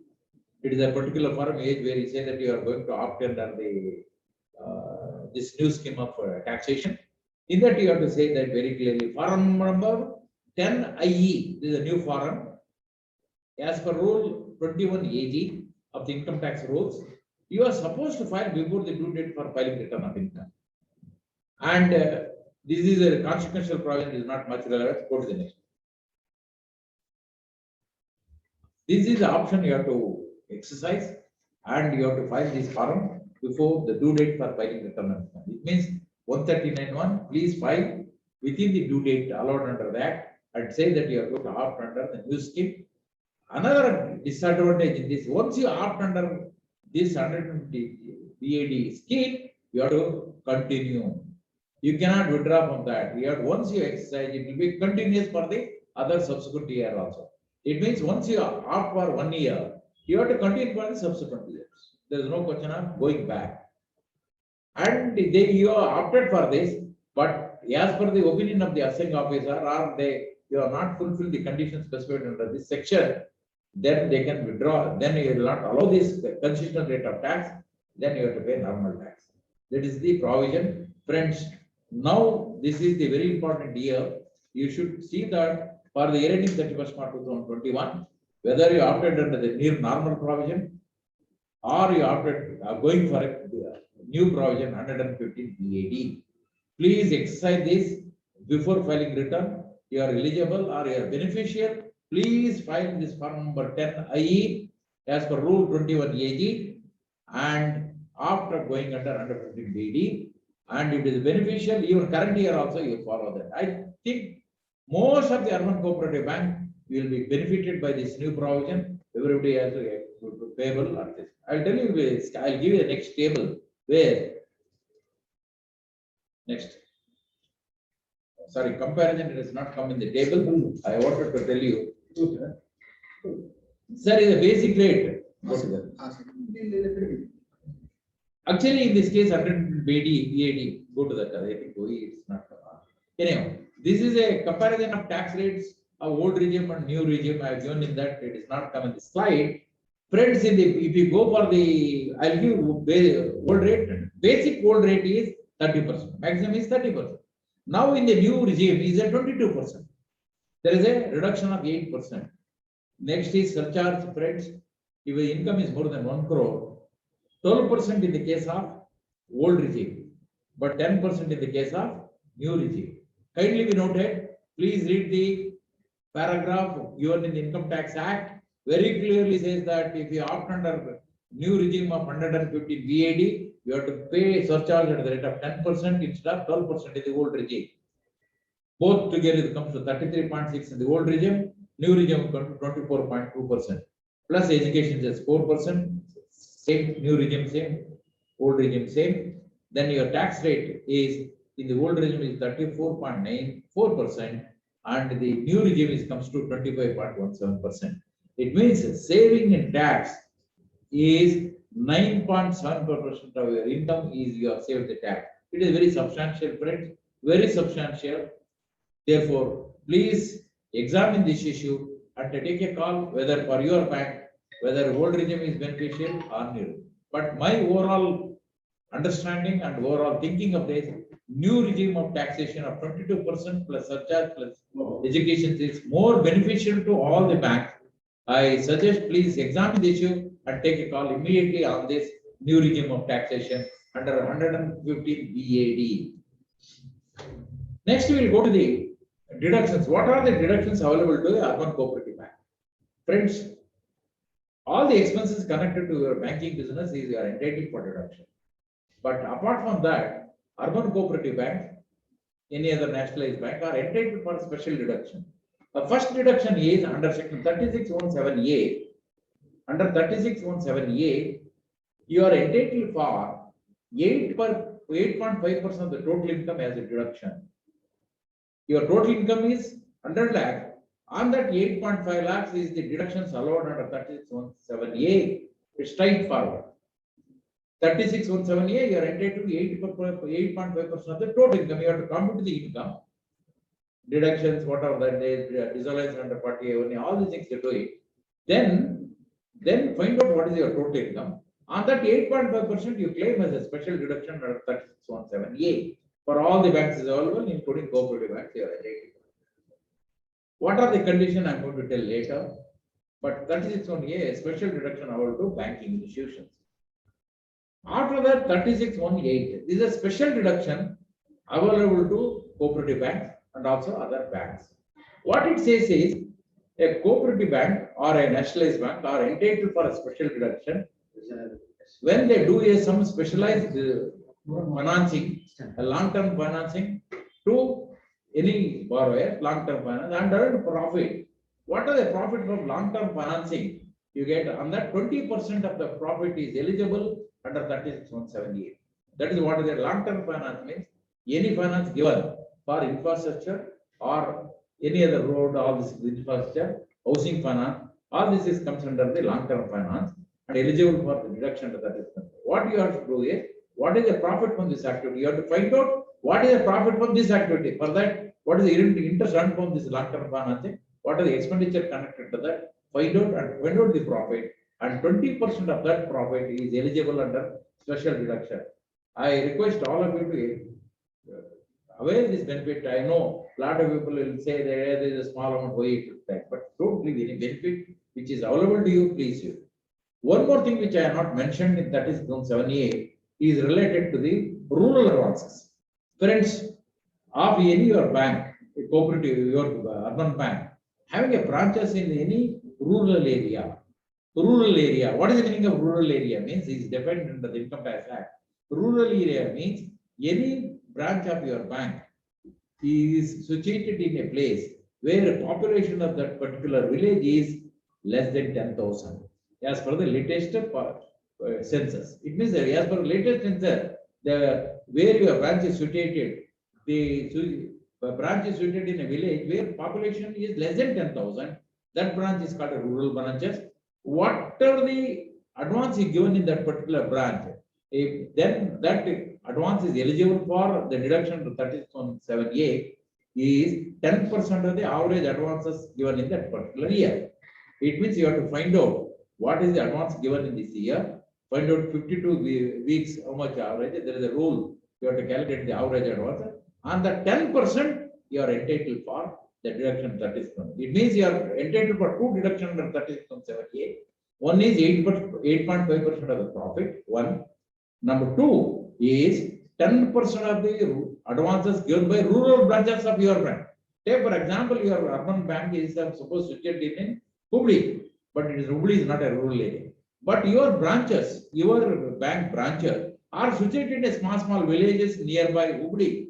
That branch, whatever advance given in that branch, irrespective of any advances, including OD, if you are given in advances, that advances 10% average advances entitled for 36.7A. This is a special thing. You have to find out how many rural branches you are having in your bank and what is the advance given by that and claim 10% of that advance as a deduction under 36.7A. Please avail this benefit.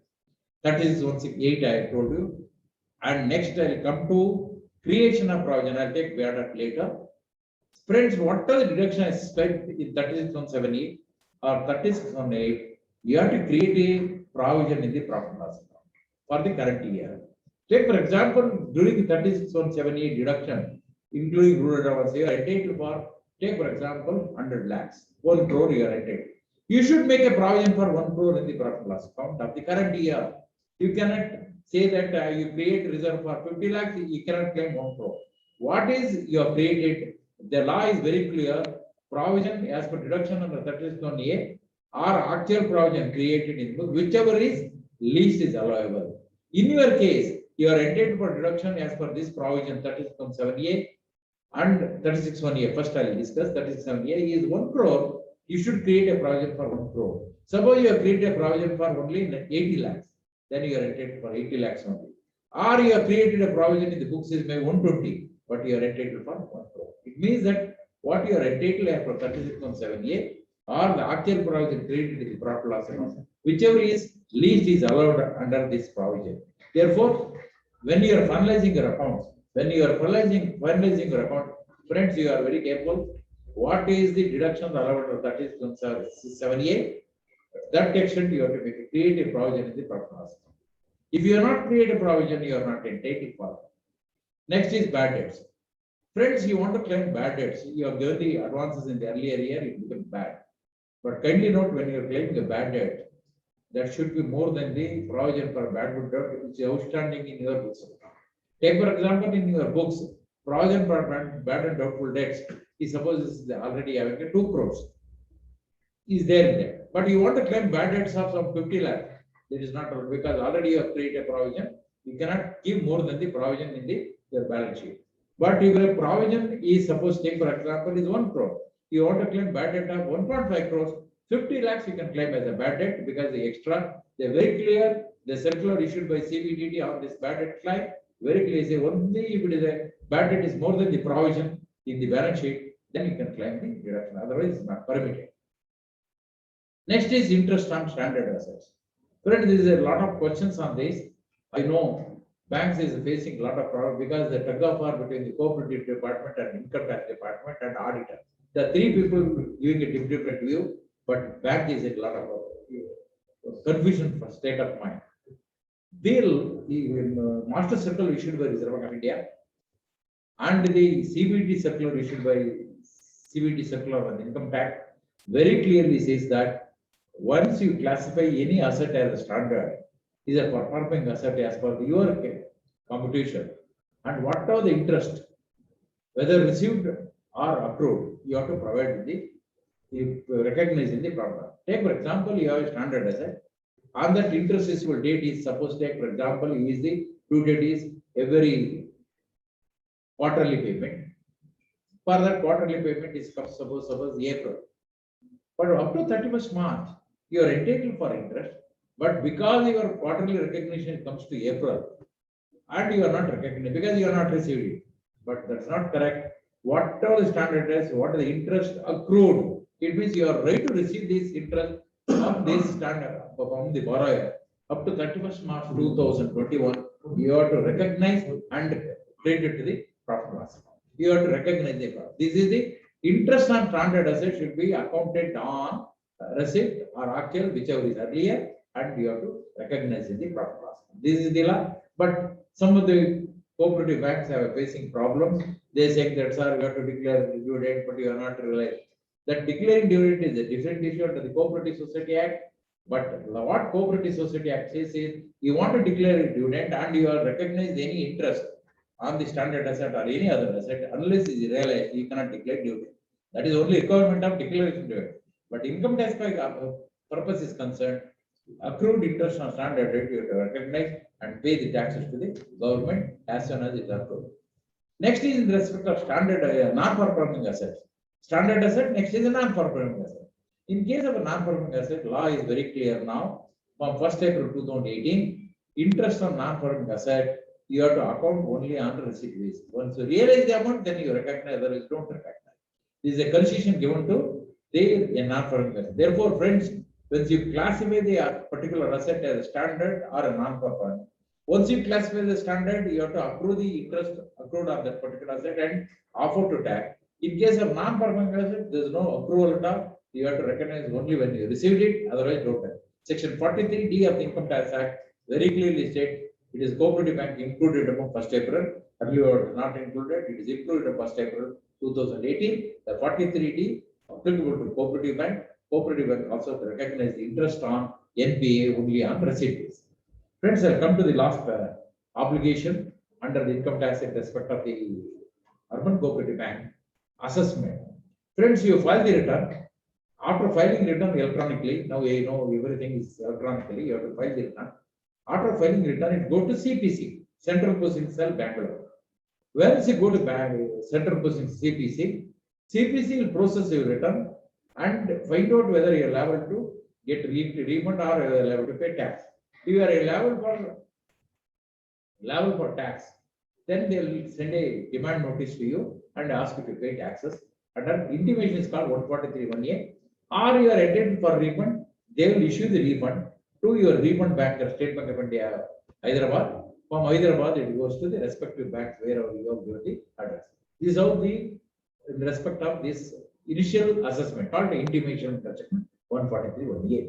And also they pay interest 244(a). Any refund you are getting and the date of from 1st April to up to the date of granting refund, they will grant interest under section 244(a) at the rate of 6% per annum. It means 0.5% per month. It is actually better than the bank rate of interest compared to the income tax is giving a 6%. That's what the income tax department says. We are giving more than the bank rate. Better to keep more money with the income tax will pay 244(a) at 6% per annum. Friends, a lot of development later. You know, earlier was manual assessment. Suddenly shifted to e-assessment. In e-assessments, you file the return by electronically and submission of documents also online. Then it is called e-assessment. It means in the e-assessment, you will submit the document to the particular officer. You will call for a personal hearing or you may ask some details on the online. This is a procedure was there up to 13th August 2020. Friends, last year, our Honorable Prime Minister announced on 13th August 2020, he called faceless assessment. I want to elaborate on the faceless assessment. Friends, this is, if you consider the assessor's point of view, it is definitely beneficial because you are not going to see who is your assessing officer. You file the return, suddenly you get one notice from the National E-Assessment Center, Delhi. You get a notice under section 143(1) from the National E-Assessment Center from Delhi. Intimation CPC is in Bangalore, assessment is in Delhi. I want to tell you brief procedure of internal procedure is once the intimation is processed by the CPC, they grant the refund. Then they all India basis, they select which are the cases they have to select for scrutiny. That will be decided by National E-Assessment Center in New Delhi. That's called faceless assessment. They select and forward their notices to the persons who are selected for scrutiny. Suppose you get a notice from the National E-Assessment Center, they will say that your case is selected for scrutiny. reason they'll say what are the reasons they'll put one or reason or two reason, three reason. They say this is the reason which on which you are selected for scrutiny. Then you have to give the details of the all your thing what they asked in the notice. They give profit loss account, audit report, tax audit report, all these things they'll ask usually. First preliminary submission. Next they start asking specific information. They ask the latest assessment here, when is scrutiny, that copy you forward. Like that, go on asking information. And if they satisfied, they everything what we submitted perfectly all right, your entitled for deduction, your income is accepted, they will process your return and then send the 1-page order saying that assessment order completed under faceless scheme and you are getting the order. In that order, you will not get any refund because refund is already granted into me. Suppose they are not happy with the information you have furnished, what they will do is they will send a draft assessment order. They will send a draft assessment order saying that your return is processed. We have collected all the information from your submission made. We are of the opinion the following are the expenditure we are not going to allow.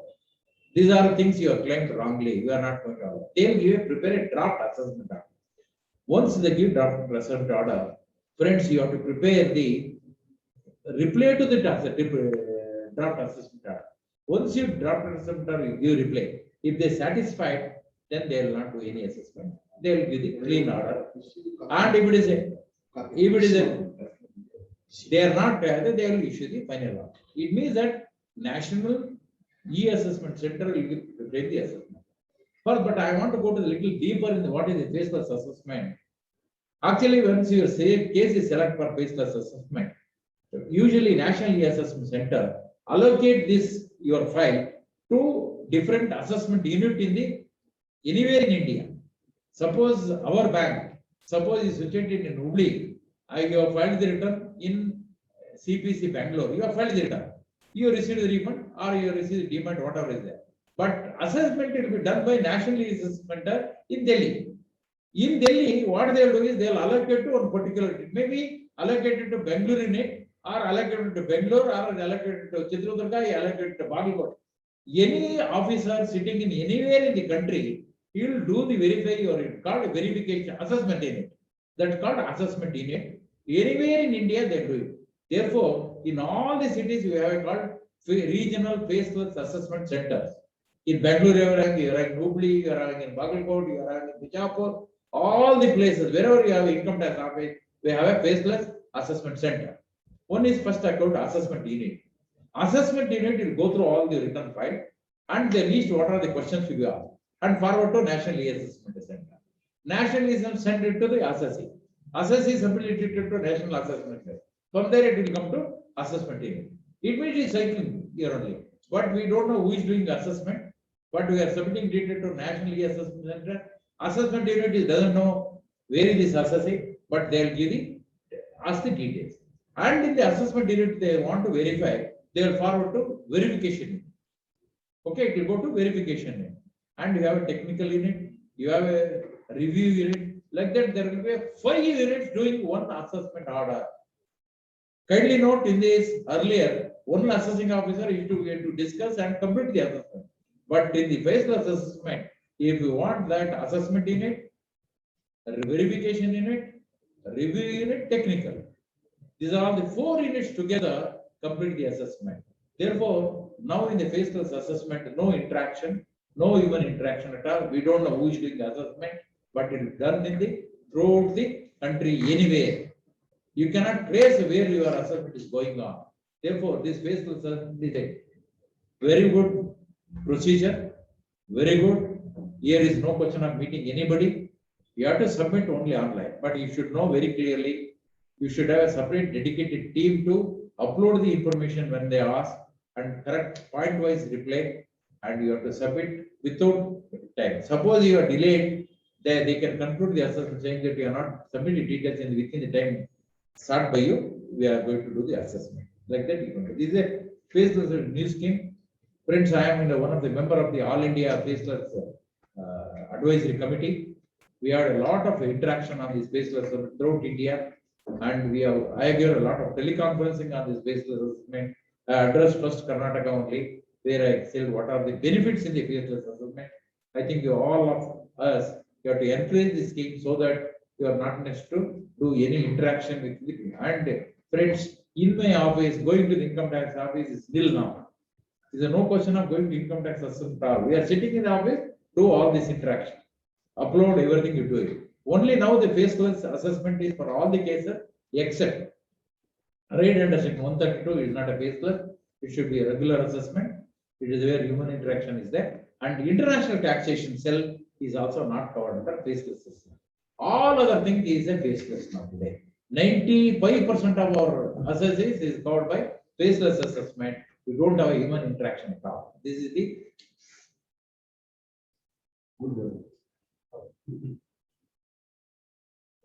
This is very, very good.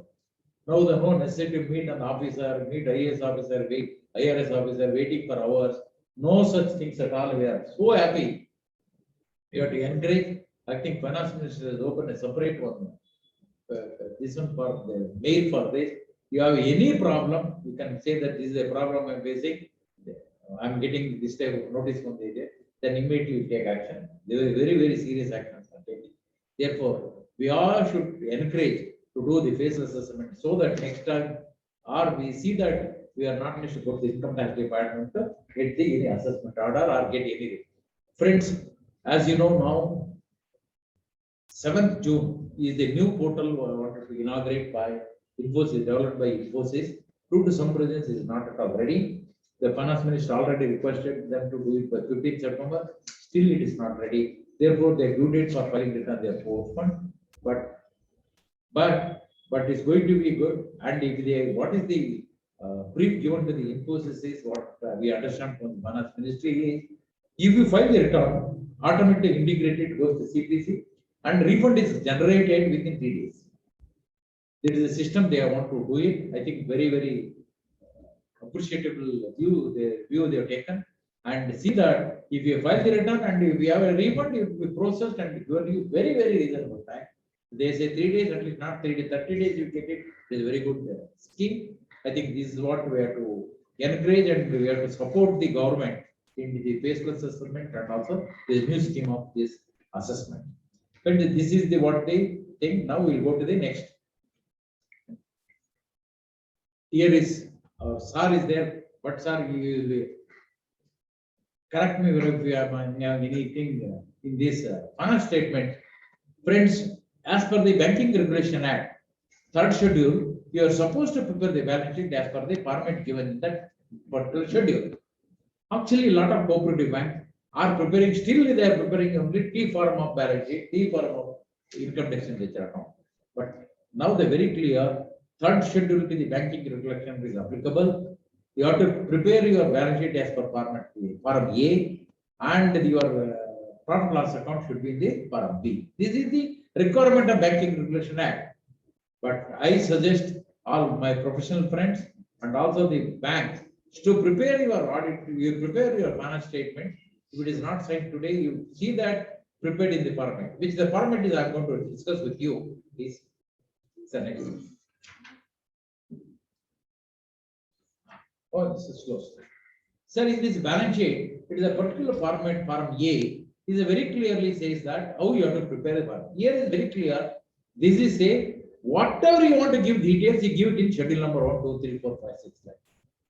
Don't give balance sheet, capital, whatever is that. You give capital only one figure for the current year as well as previous year. Give. But what you want to give, you go to the schedule number 1. It gives the capital account full details. Opening, issue during the year, whatever the movement in the capital, that will be given in that schedule number 1. In case of reserve surplus, movement also is given in schedule 2. I will like the deposits. Deposits also, I will go to the schedule later. But in the deposit, you have to give the term deposit, all the type of deposit, plus SBI account you have to give. Did that deposits in RBI, deposit in other bank, all the get like that. Other all the details you have to give. Like that, you have to give assets. In that assets, cash and bank. You see the format. It is not like any other balance sheet. In the balance sheet, fixed assets comes first. Fixed assets comes first. Here is cash and bank balance is the first figure. Balance with Reserve Bank of India, balance with other banks and investments, then advances, then fixed asset, then other current assets. That is how it is a format of the balance sheet is given. This is a strictly you have to follow balance sheet. You want anything, you give the details in schedule, not in the main. It means your balance sheet is 1 page, your profit and loss sheet one page. Not preparing a one side full assets, one side liabilities, it runs for 3-4 pages. I think that's not a correct balance sheet.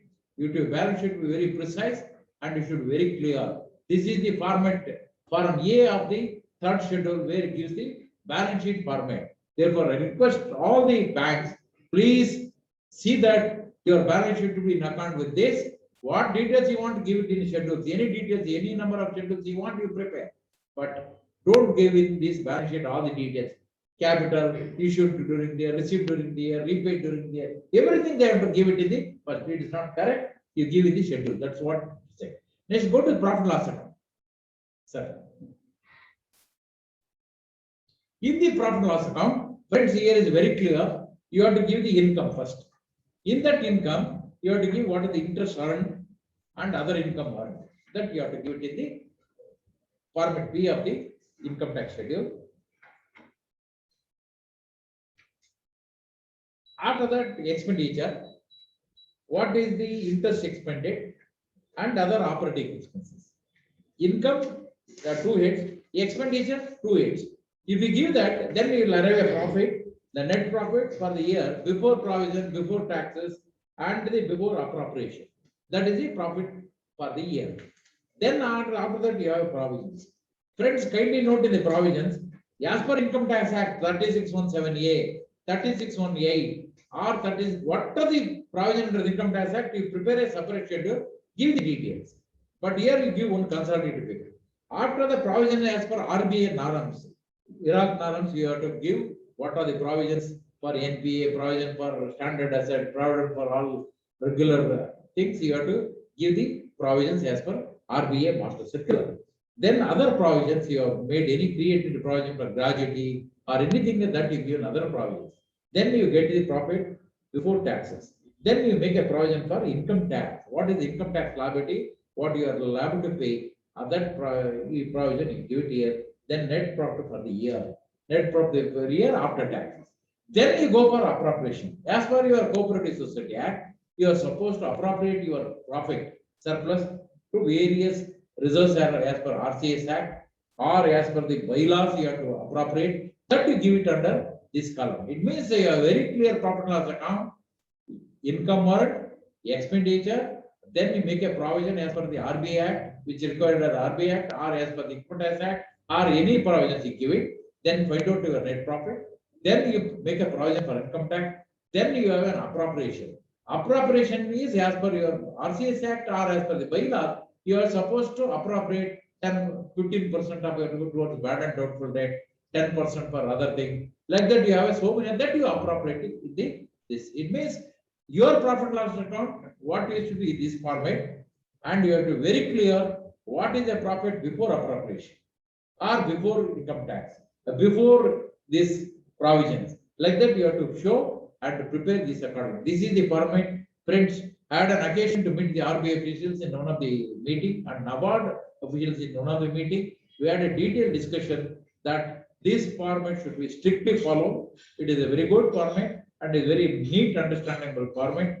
Kindly prepare. Everybody should prepare.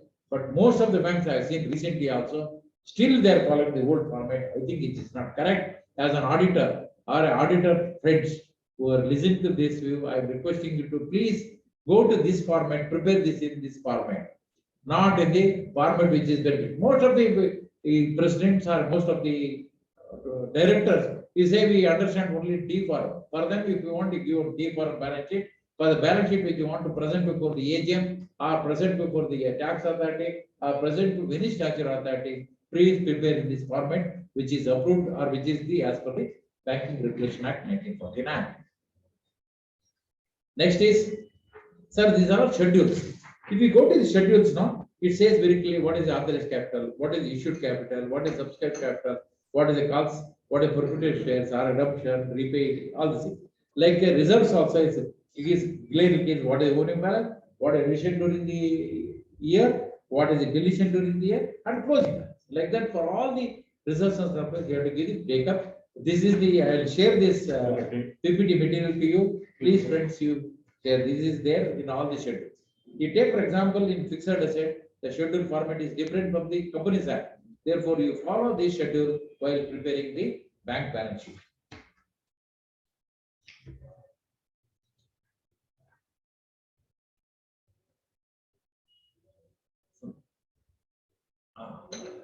Friends, I want to tell chart accountant, if anybody is viewer of this program, I want to tell you that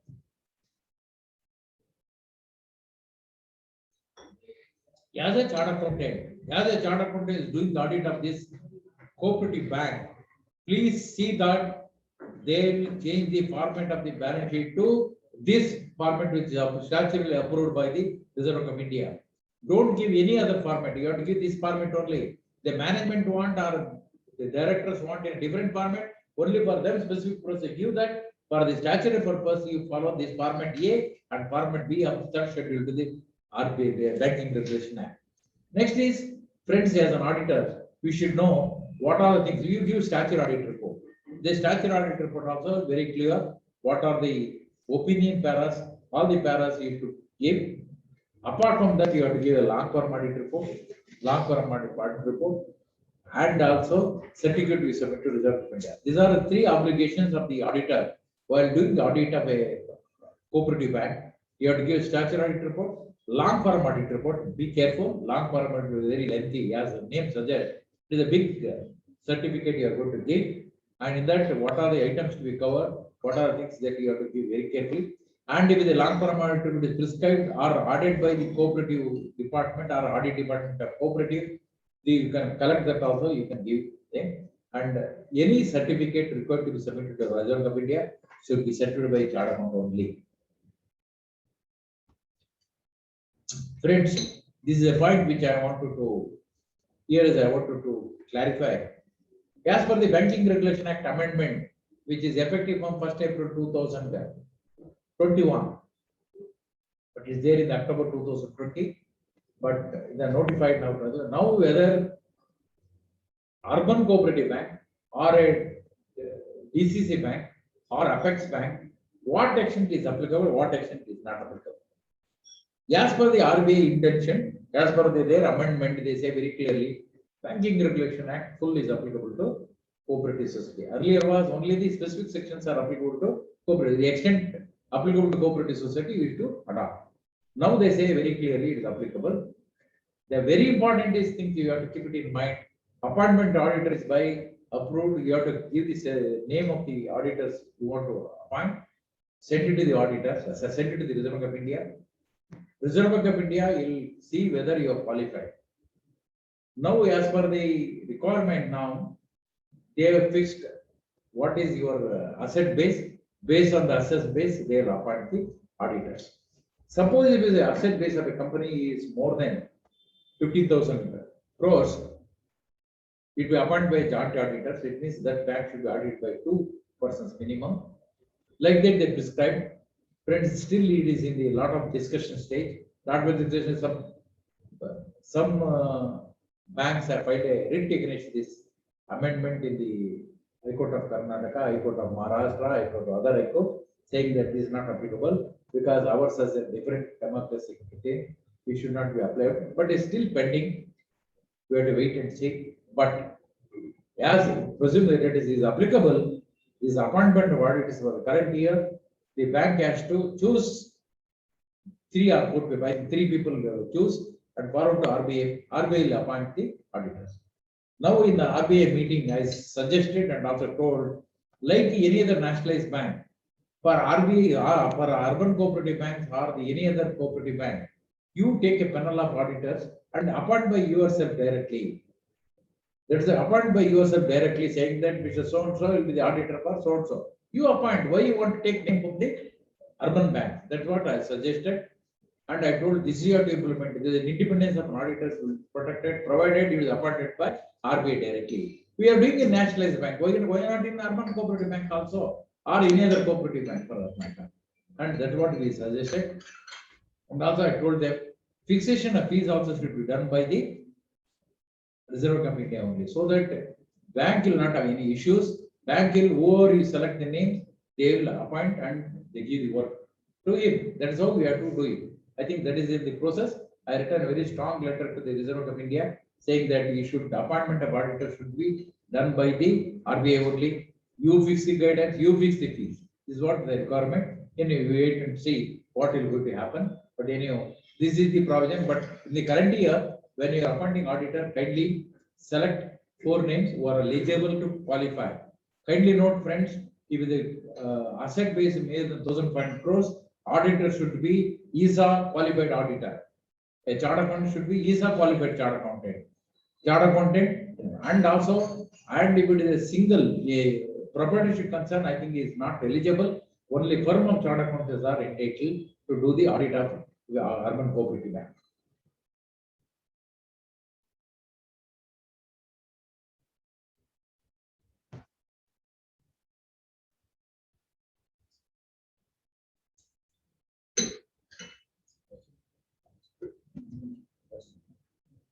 Next. Method of accounting.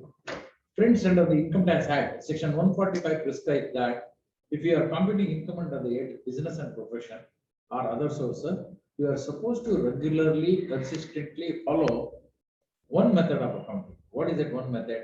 One is mercantile system accounting or cash basis accounting.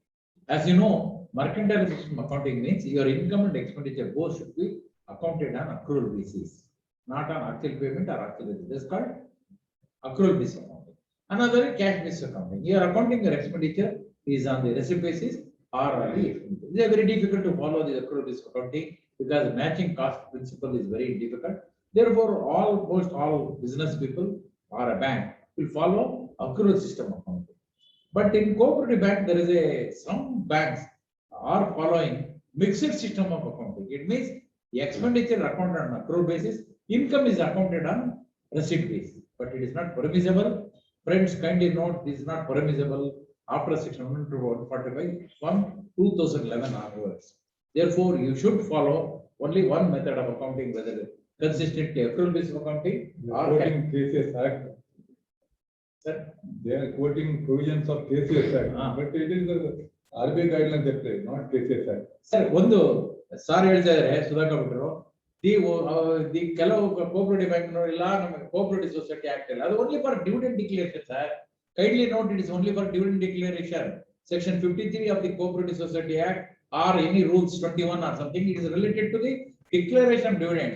For payment of tax, you have to follow under Section 140 statutory requirement. You have to follow accrual based accounting or the cash based accounting, whichever is convenient to you follow. But it is difficult to follow mixed. It is difficult. It is not allowed to follow mixed system accounting. You have to follow accrual or the cash based accounting. Apart from that, 145 subclass 2, they prescribe some income computation disclosure standard by the CBDT. It means there are 10 accounting standards prescribed for all the businesses who is having income under the business and profession or other sources. Follow 10 accounting standards. Friend, it is a compulsory. You have to follow accounting standard. If there is an accounting standard, revenue recognition is very clear. You have to follow accrual based accounting. Therefore, you say that I am following as per the Cooperative Society Act or for something is no relevance for the purpose of taxation. You should follow Section 145. In that, you have to follow income computation disclosure standard. It is applicable as a statute, as a tax auditor under the 44 AB. When I am filling particulars of Form 3CD, I am supposed to give whether you have followed for this 10 accounting standard, income ICDS, income computation disclosure standard prescribed by the CBDT, whether you have followed or not followed. If you have followed, fine, no problem.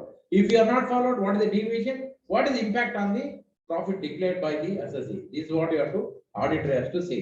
Therefore, I request all of you to please follow Section 145 and also follow income computation disclosure standard while computing income of your urban cooperative bank. This is the requirement. Friends, I come to now tax deduction at source. I come to now first part I completed. Next part is tax deduction at source. Tax deduction at source. Friends, you know TDS is a means of collection. It is only a means of collection like advance tax. TDS is only TDS or TCS is only a means of collection. Under Chapter 17B of the Income Tax Act, totally around 43 sections are there, which today I am going to touch maybe only a few sections. As per the latest tax collection bulletin, 40% of direct tax collection, what are the target fixed, 13 lakh crore, 14 lakh crores, whatever that is, that 40% comes voluntarily from the TDS section, TDS department. And every income which you can envisage is covered by the TDS provisions or TCS policy. Every year there is a little, any tax avoidance is not possible. If friends, you take any profit loss account or see that all expenditure is covered by TDS provisions or TCS provision on the left hand side, credit side. This is the requirement as a deductor. Your urban cooperative bank is a deductor. You are supposed to follow all this, comply with all the chapters 17B of the Income Tax Act. Now is you come to the administration side of the TDS department. Friends, earlier no separate department. Now the income tax, there is a separate wing called TDS wing. In that, Chief Commissioner of Income Tax Bangalore, we have a Chief Commissioner of Income Tax TDS. Under him, there we have an Income Tax Officer TDS 1. But their proposal is they want to have a Commission of Income Tax, TDS salary, TDS rent, TDS others. Like that, they want each section wise separate commissioner. It means that there is a substantial collection portion from the TDS. They are increasing this administration aspect also. Amendment side, all the expense is covered. Here is administration side, all the officers are now covered. Next is comes to the person who is deducting tax is called a deductor or a payer. Today, we are going to discuss on the role of the deductor in the urban cooperative bank. Deductee is a person who receives the amount from is called a payee or a receiver. Next. Today discussion what we are going to do is what is the obligation of a deductor? It means the urban cooperative bank as a deductor. What are the obligation? What are the statutory obligations? Before going to the obligation, we have to discuss. You should know some of the fundamental basics. Is who is the recipient who is received from you? Suppose you are urban cooperative bank paying to somebody. Who is this person? Person receiving from you, whether is an individual or a HO or a government, whether is a resident or a non-resident. These are all the very important aspects to determine the rate of deduction. Take for example, friends, in the case of a contract payment, if we are paying to individual, the recipient is an individual, rate of TDS is 1%, or HF is 1%. Suppose other than individual HF, rate of TDS is 2%. Therefore, you should be very clear who is receiving from you. That you have to be very clear. Next, if a recipient is a government, no TDS. Recipient is a government or a department of a government, whether central government or state government, no TDS is applicable. Applicable to surcharge, very important is surcharge is more or less is not applicable for TDS. But only thing is when you are making a TDS 2 on the non-resident payment, surcharge is applicable. You have to deduct surcharge also. Otherwise, normal is only basic rate, no surcharge, no education charge. You have to, thanks to Pranab Mukherjee, who has removed all these things, surcharge and education. Otherwise, earlier basic rate plus surcharge plus education together is the rate of deduction. Now it is only basic rate is there, but only your payment in towards the non-resident, then you have to deduct surcharge. That is the one additional responsibility. When to deduct? This is very important for all the deductor. When you have to deduct tax source, you have to deduct at time of payment or at a time of credit, whichever is earlier. At the time of payment or credit, whichever is earlier. Kindly note it will be earlier. But only on few cases, only you have to deduct TDS only at the time of payment. That is salary under section 192 of the Act. You have to deduct TDS only at the time of payment, not at the time of credit to the only payments. And 194B, lottery and cross-out person, 194BB. These are all the sections only on payment basis. All other sections, payment and credit, whichever is earlier. Credit is not necessarily credit to the party account, or if you credit to the other liabilities account or current liability account, it will be attracted. I told you earlier, you should know who is the person who received from you. He is whether he is a resident or non-resident. If he is a resident, means all the sections of chapter 17 is applicable. If he is a recipient, is non-resident. Please go to section 195. Only one section is applicable to a non-resident. There is no threshold limit. The rate is not prescribed in the section. You have to go to the third schedule. You can see what is the non-resident payment. Part 2, it gives the rate of TDS to be done in case of non-resident. This is the requirement of basic thing. Next. Tax rate I told you earlier. Under the respective section, tax rate is prescribed. If it is not prescribed in any section, then we go to part 2 to the first schedule, it gives the TDS rates. And for the salary, you have to go to part 3 to the first schedule. And part 2, first schedule is for section 195. No surcharge, no education in case of normal payment. But if the payment is non-resident, then you have to deduct surcharge. This is the additional requirement. When to remit the TDS? Friends, any TDS in a year, you have to remit on or before 7th of subsequent month. It means other than March, first 11 months of the year, April to February, you have to remit on or before 7th of subsequent. Suppose whatever you have deducted in the month of September, whether 1st September or 21st September or 30th September, you have to remit before on or before 7th of October. But March deduction or a provision, March deduction or a provision, whether year-end provision, that you have to, for March month provision as well as deduction, you have to remit on or before 30th April of the next year. But these dates are changed because of COVID pandemic. That anyway, that is all relevant, I think. But this is a normal day. Friends, next month 7th falls on Sunday. Next working day you have to remit. That is the due date. When you know is an online payment, holiday, the Sunday is no relevance at all. You have to remit on or before 7th of subsequent.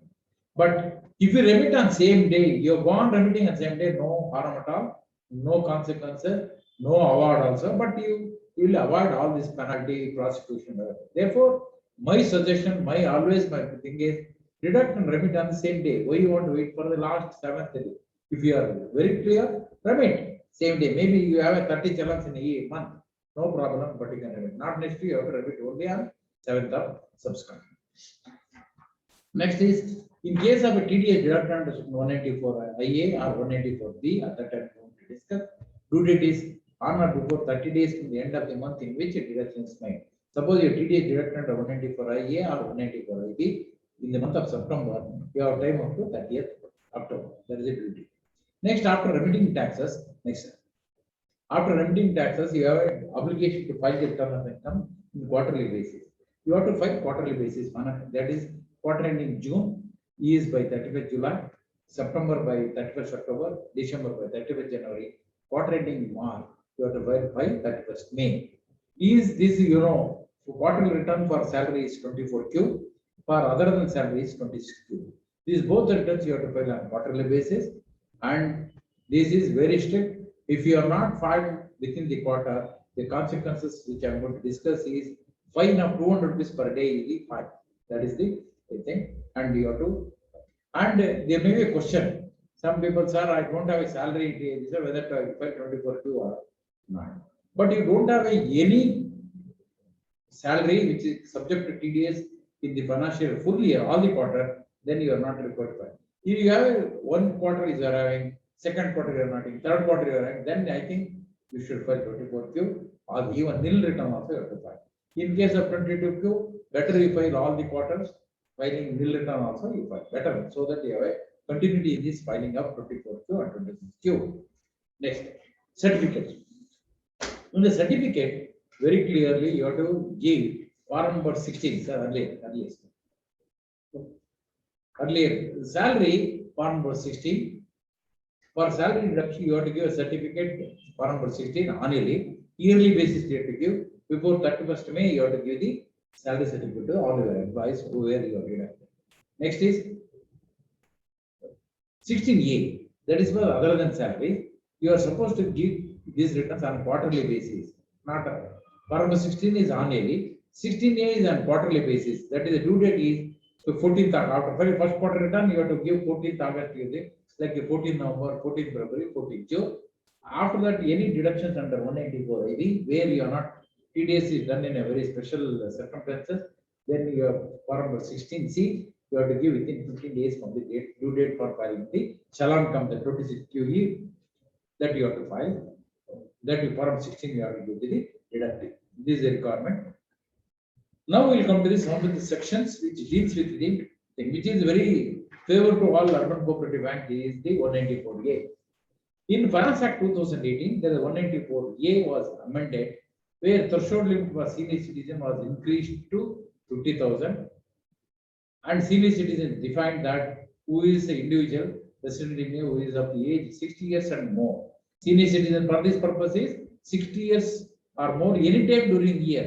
Anytime during the year means from 1st April to 31st March. Take for example current financial year 1/4/2021 to 31st March 2022. Anytime during the year you are crossing 65 years, you are entitled for the senior citizen 60 years you are entitled for this benefit of senior citizen where you have threshold limit up to 50,000, no TDS, more than 50,000 limit TDS are attached. Next is in the Finance Act 2019, amendment to section 184A, earlier was 10,000, the threshold limit to normal people is increased to 40,000, threshold limit to senior citizen continued to be 50,000. It means now very clear, a cooperative bank, if any interest to on the term loans, as a term deposit is more than 40,000, you have to deduct tax source in a year. And in case of senior citizen, more than 50,000, you have to deduct TDS under 194. If it is less than that, no TDS. Next. Next is 194N. This is a very important. Finance Act 2019. They introduced a new provision which is mostly applicable to all these banks, Cooperative Bank, National Bank, and Post Office. It says that once you or anybody want to draw cash from your bank, and it is a cash is more than 1 crore in a previous year, means April to March, anytime you gone drawing 10 lakh, 10 lakh, 10 lakh. Once you cross 1 crore, then you are supposed to get 2%. That is the requirement of section 124. It is applicable to cooperative bank. They have to deduct 2% if it will be crossing more than 1 crore odd cash withdrawal from his account, SB account or a current account, or but all together this is the limit. Anywhere you draw cash, this is attract. Next is, sir, you'll note there is a and if it is applicable only if it is more than 1 crore, not for less than 1 crore, TDS is not only more than 1 crore. This has to pay is a government company or a cooperative bank. Suppose you are cooperative bank going to draw from another bank, this provision is not. Bank to bank is not. Only bank to other ATM operators. All this section is not applicable. Next. They issued a lot of circular which I wanted to share with you. This is applicable applicable from 1st September 2019. Therefore, how to calculate 1 crore? Already you are familiar. I am not going to discuss because this is related to the earlier year. We already faced and solved the problem. Next is this is not applicable to the APMC agents. Agents in APMC are the persons who are operating in APMC are any agent or licensed agent working in that. For him, this 184 is not applicable. You can draw any amount. TDS is not. This is a new provision to the APMC agents. Next. The new project, what they have done is 194, they thought more than 1 crore, they thought it is reasonable. But after that, they thought that this provision is that restated the new provision, effective on 1st July 2020. They restated. Now, what they say is the recipient who want to draw money from there and is not filing return of income for the latest 3 years. You should file the returns. If you file the returns and he is a regular, and for him that is saying 1 crore is applicable and TDS 2%. More than 1 crore, up to 1 crore, no TDS. More than 1 crore, TDS at the rate 2%.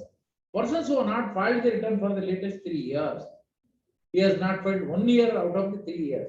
Then threshold limit is 20,000. Next. Threshold limit is 20 lakhs. More than 20 lakhs, up to 1 crore, 2%. More than 1 crore, 5%. It means you have two type of account holders in your bank. One person who is filing regularly return. It means you should know whether he is filing the return or not. You have to collect the copy of the assignment filing return of income. If he has filed the return up to date and he has filed the return for 31st March 2020, 21 is not yet over because still due date is pending. Therefore, up to 31st March 2020, 19, 18 he has filed. Then you have to give a threshold limit is 1 crore. More than 1 crore, you deduct 2%. That is the law for the person who filed. New corporate reason, So next is a person who is not filing return for the last 3 years. First will come to the who has not filed the return for 3 years continuous. Other 1 ವರ್ಷ file ಮಾಡಿಲ್ಲ. No. 2 years file ಮಾಡಿದ್ರೆ 1 ವರ್ಷ file ಮಾಡಿ ಯಾವುದೇ ಒಂದು 3 ವರ್ಷದಲ್ಲಿ latest ಒಂದು ಮಾಡಿದ್ರೆ then threshold limit is 20 lakhs. Threshold limit is 20 lakhs. More than 20 lakhs 2%, up to 1 crore. More than 1 crore fail. It means you should bifurcate persons who have filed the return, persons who are not filed the return. As a banker, you have to have a list in your system very clearly. Whoever comes for withdrawal, you have to check it. Oh, he is filed return regular. Okay, you can allow up to 1 crore. But if he is not filed, up to 20 lakhs, more than 20 lakhs there. Sir asked one question, but either property concern started only recently. For that matter, any new company started only 1 year back. But they say 3 years. There is no clarification so far. My view is when you are not in existence in the last 3 years, very question of filing for the earlier 3 years. Only if you have filed the latest return for the thing, but you should have a proof that you started business only last year.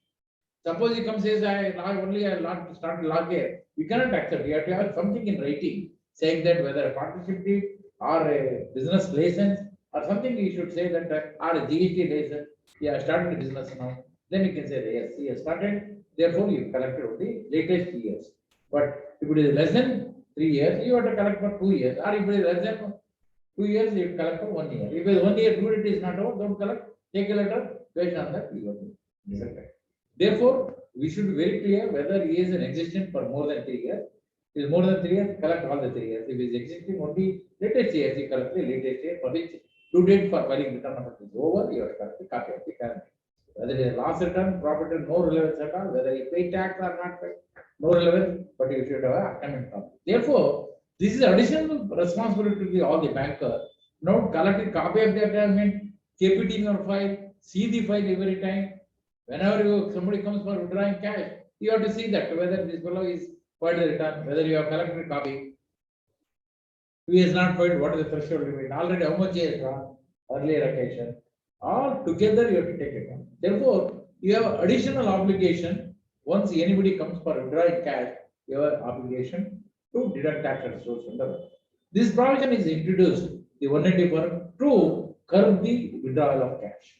If you want to say that everybody do in a digital, this is why you are withdrawing cash. That is the, but still people are drawing it. They have their own reason for drawing it and payment also. This petty payment, all the things will be there, they will draw. But they say this should be less than 20 lakhs. It should not be more than 20. That is the reason. Next. Here,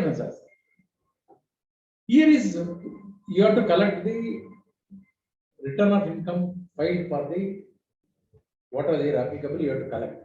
This is a duty of the banker to collect latest 3 years income tax return. If he is not filed, you ask why you are not filed. If he is not filed, then threshold limit is 20 lakhs. More than 50 lakhs, therefore you should collect the deed. This provision is applicable to each bank or all bank accounts together.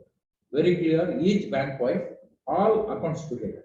In the sales, suppose I am in Canara Bank, one account in Double Road, one account in Kumar Park, all together should be more than this is very important. Bank wise, suppose I am in State Bank of India, I am in Canara Bank. State Bank of India, whether I cross this threshold limit, accordingly here.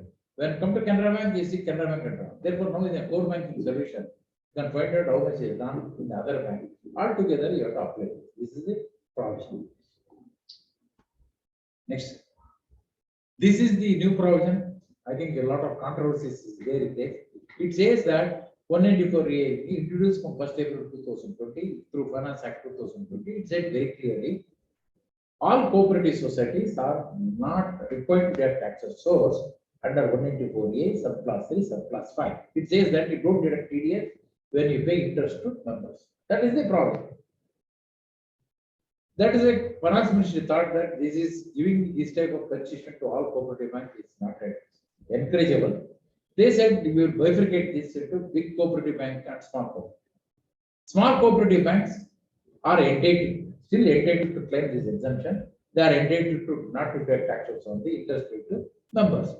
But in case of a big cooperative society, for example, cooperative whose turnover is more than 50 crores immediate preceding previous year. It means for the year ending 31st March 2020, my turnover of a cooperative society means interest collection, all the trade side of the profit loss account is exceed 50 crores.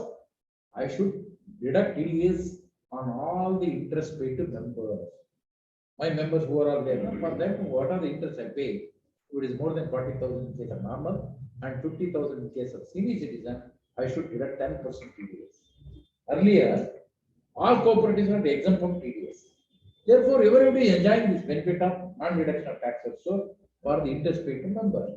But they have curtailed this exemption. They said all cooperatives whose turnover is more than 50 crores per immediate preceding previous year, they should deduct TDS on member deposit. There is a provision introduced in the Cooperative. This is a very drastic provision.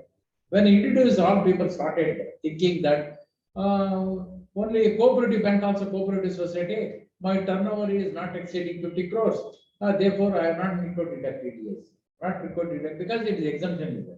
Sorry, this is a cooperative society only. Cooperative bank is a different footing. From 1 June 2015, irrespective of your turnover, interest paid to members, you have to deduct taxes. So, therefore, this provision is not applicable to cooperative bank. Therefore, cooperative societies only we are entitled to part one. This is what I clarified. I am very clear. Cooperative societies have to covered under this. Cooperative bank is not covered. Cooperative bank has to follow the old procedure. You cannot say that cooperative society, I am also cooperative society, my turnover less than 20 crores, therefore I claim the exemption, I will not deduct that. So remember, sorry, it is not possible. It is only for cooperative. This is what the provision introduced. Next. 194J, there is a TDS on contract payers, TDS on professional payment. Earlier, technical fees and as well as professional fee was 10%. Now they have introduced saying that for technical services you have to 2%, for professional fee is 10%. Technical fee means architect. Suppose you are constructing a building, big building for your bank, then you pay architect fee, then you have to deduct TDS only 2%, not 10%. Earlier was 10%. Professional fee, like the auditor payment, all the things is 10%, continue 10%, no change. Here is now 184A. I want to see threshold limit for a banking company is 40,000 and cooperative bank society also 40,000 and post office is 40,000 threshold. In all other cases only 5,000. Senior citizen is 50,000 from 1819, rate of deduction 10%. Kindly note, friends, during the COVID period, there is a constitutional TDS rates prescribed for the thing is 184. They introduced this circular on 13th May 2020. They said any payment from 13th May 2020 up to 31st March 2021, you have to pay 74% of the normal rate. That is, in case of 184A, instead of 10%, you have to deduct TDS at 7.5. From 1st April 2021, you are back to normal 10%. This is the only change. After that, cooperative bank paying interest to other cooperative societies, no TDS. There is circular issued sometime in 27 November 2015 by the CBDT. It clarified very clearly, cooperative bank paying interest to cooperative societies still enjoy the benefit of the exemption. They are not necessary to tax source. No TDS is required to be deducted. Next. I told you threshold limit 10 was increased to 40, in case of senior citizens 50. But this calculation of threshold limit is a branch wise or it is a bank wise. Very clear. From is clarified. It is a bank as a whole, not branch wise. Suppose you have 10 branches, each branch is not. It's all one deposit is having different deposits in different banks. All banks together, if the interest is less than 40,000, no TDA, and they are more than 50,000. This is what earlier time deposit was not included. Recurring deposit was not included. Now they include time deposit, term deposit, includes recurring deposit from 1 June 2015. Next slide. Now we'll take the table to understand this 194A.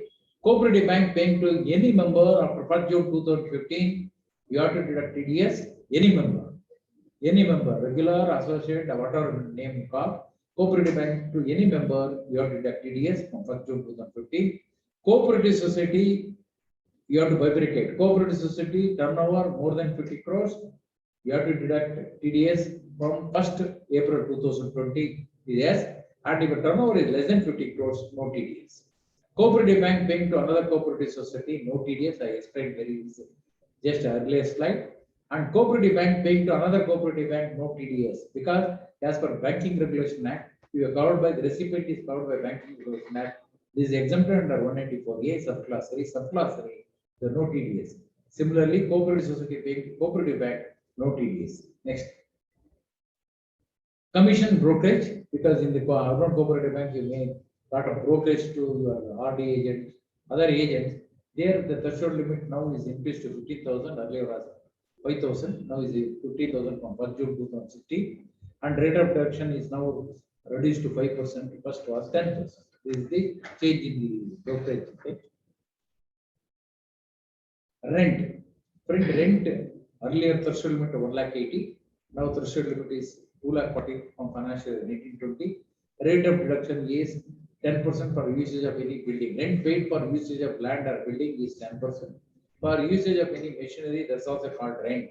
Machinery or plant or equipment, TDS is 2%. This is the rate variation. Next.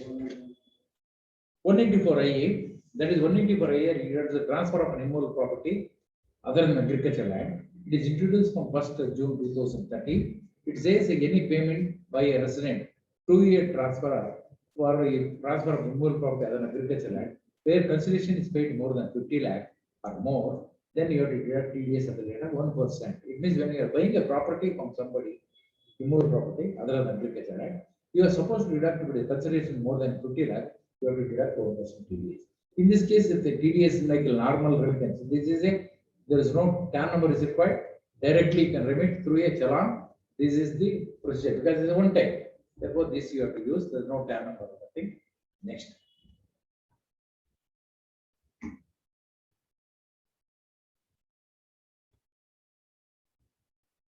This is a new provision 184 IB. This is introduced from 1 June 2015. Is a individual or HUF responsible for paying any resident any amount rent exceeding 50,000 rupees per month. Earlier was only if it is exceed 2,40,000, you have to deduct only business. Now, in case of an individual, he is not in business, he is only a salaried employee, but he pays the rent more than 50,000 rupees, you have to deduct 5% TDS. But that is also you have to pay challan come statement, note the TAN number 26 QC and issue a certificate in 16C. This is also new provision. Only person, individual or HUF who is paying rent more than 50,000 per month, you have to do it. Here procedure is you have to deduct only at the year end, deduct 5% and remit to the government once in a year. Our tenancy is competing in the middle of the year, when a month in which a tenancy is going to close, that year. The professional charge threshold limit is 30,000 rupees. Is more than 30,000, you have to deduct tax. So already I told you, in case of technical service 2%, professional service is 10%. In case of call centers, that is also earlier called professional payment. Now it is at 2% is the TDS rate is given. Next. Now I'll come to the conclusion. As a deductor, you are supposed to take TAN number. TAN, your obligation is TAN, obtain TAN, deduct TDS wherever applicable. After deducting, remit the taxes to the government. After remitting taxes, you file quarterly return and issue form certificate. There is a form 16, 16A, all 6 years. This is the obligation. Your obligation is there are various steps. You comply with all this obligation. You have complied. You are deducted. You are remitted. You are everything is perfect. 100% perfect. There is no consequences. Yes, you have complied with all the provisions. No consequences. Except you are not complied. You have to have a consequence. What is that? There is interest for delayed payment or short payment. Fees under 234E, you have to pay fees 200 rupees per month per day of defaulting filing a quarterly return. Disallowance under 41A, you are supposed to deduct tax at source or deducting after remitting taxes. Here, any consequences. There is a 40% of the expenditure will be disallowed under 41A. Penalty under 271H. Suppose you have filed quarterly return, but you have done mistake in that quarterly filing return, or error you have this one mistake you have done, then the penalty under 271H is 10,000 to 1 lakh.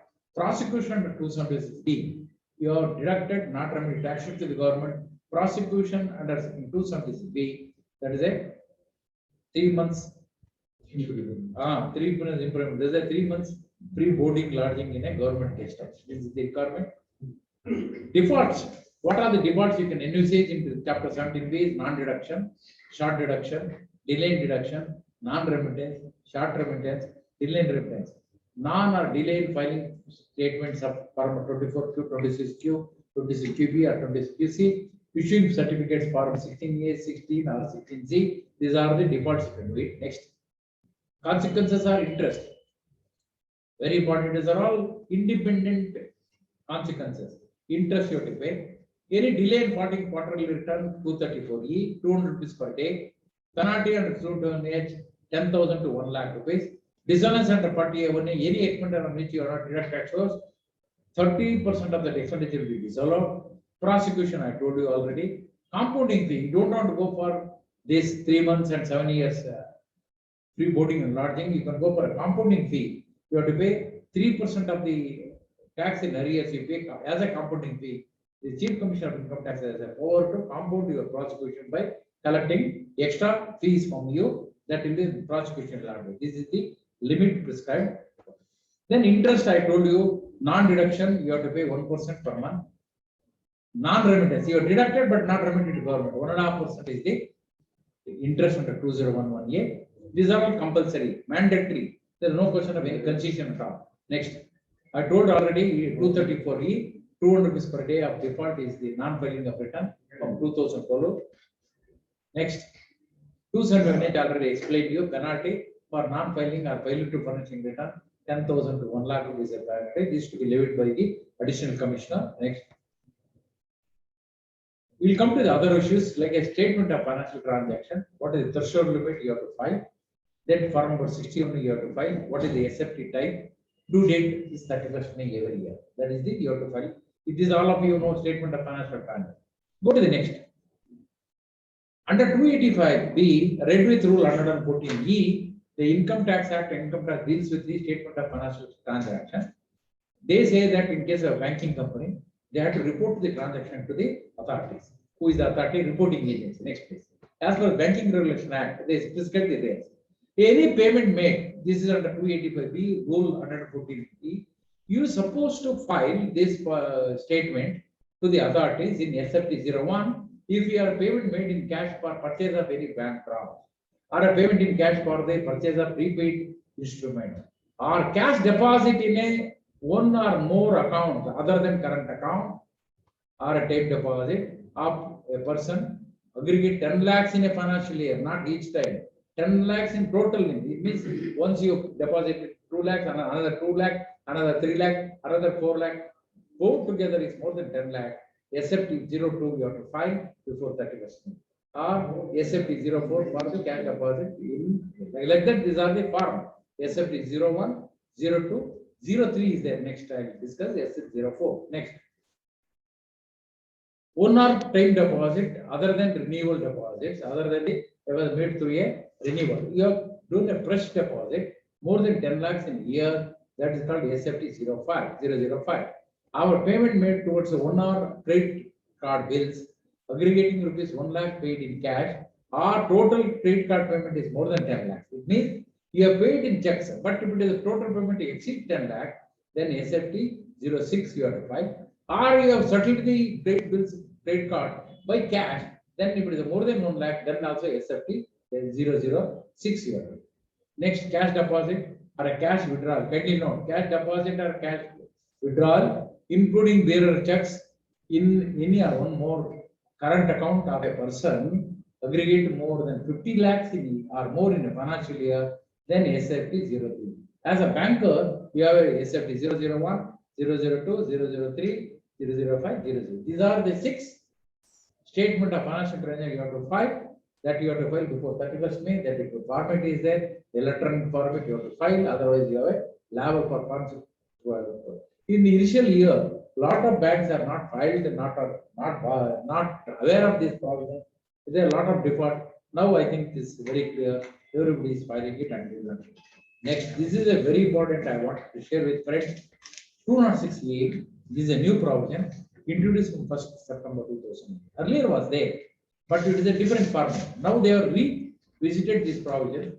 Very clearly saying any banking company or a cooperative society or a public company, which is the purpose of class 1 of subsection 3 of section 195, responsible for paying any interest with exceeding 40,000 rupees. You are paying income exceeding 40,000 rupees, but you are not deducting taxes. You are paying more than 40,000, but you are not deducting. Take for example, the person who has filed 15G or 15H, you are not deducting taxes. So you have to upload that form. You are not. But now the 206A says that You are not deducted for any reason, maybe under 15G or 15H for any other reason, you have to upload this 206A form. That is a very important. I'll go to the next. Next. These are all the correction statement you have to do. All this permission. Next.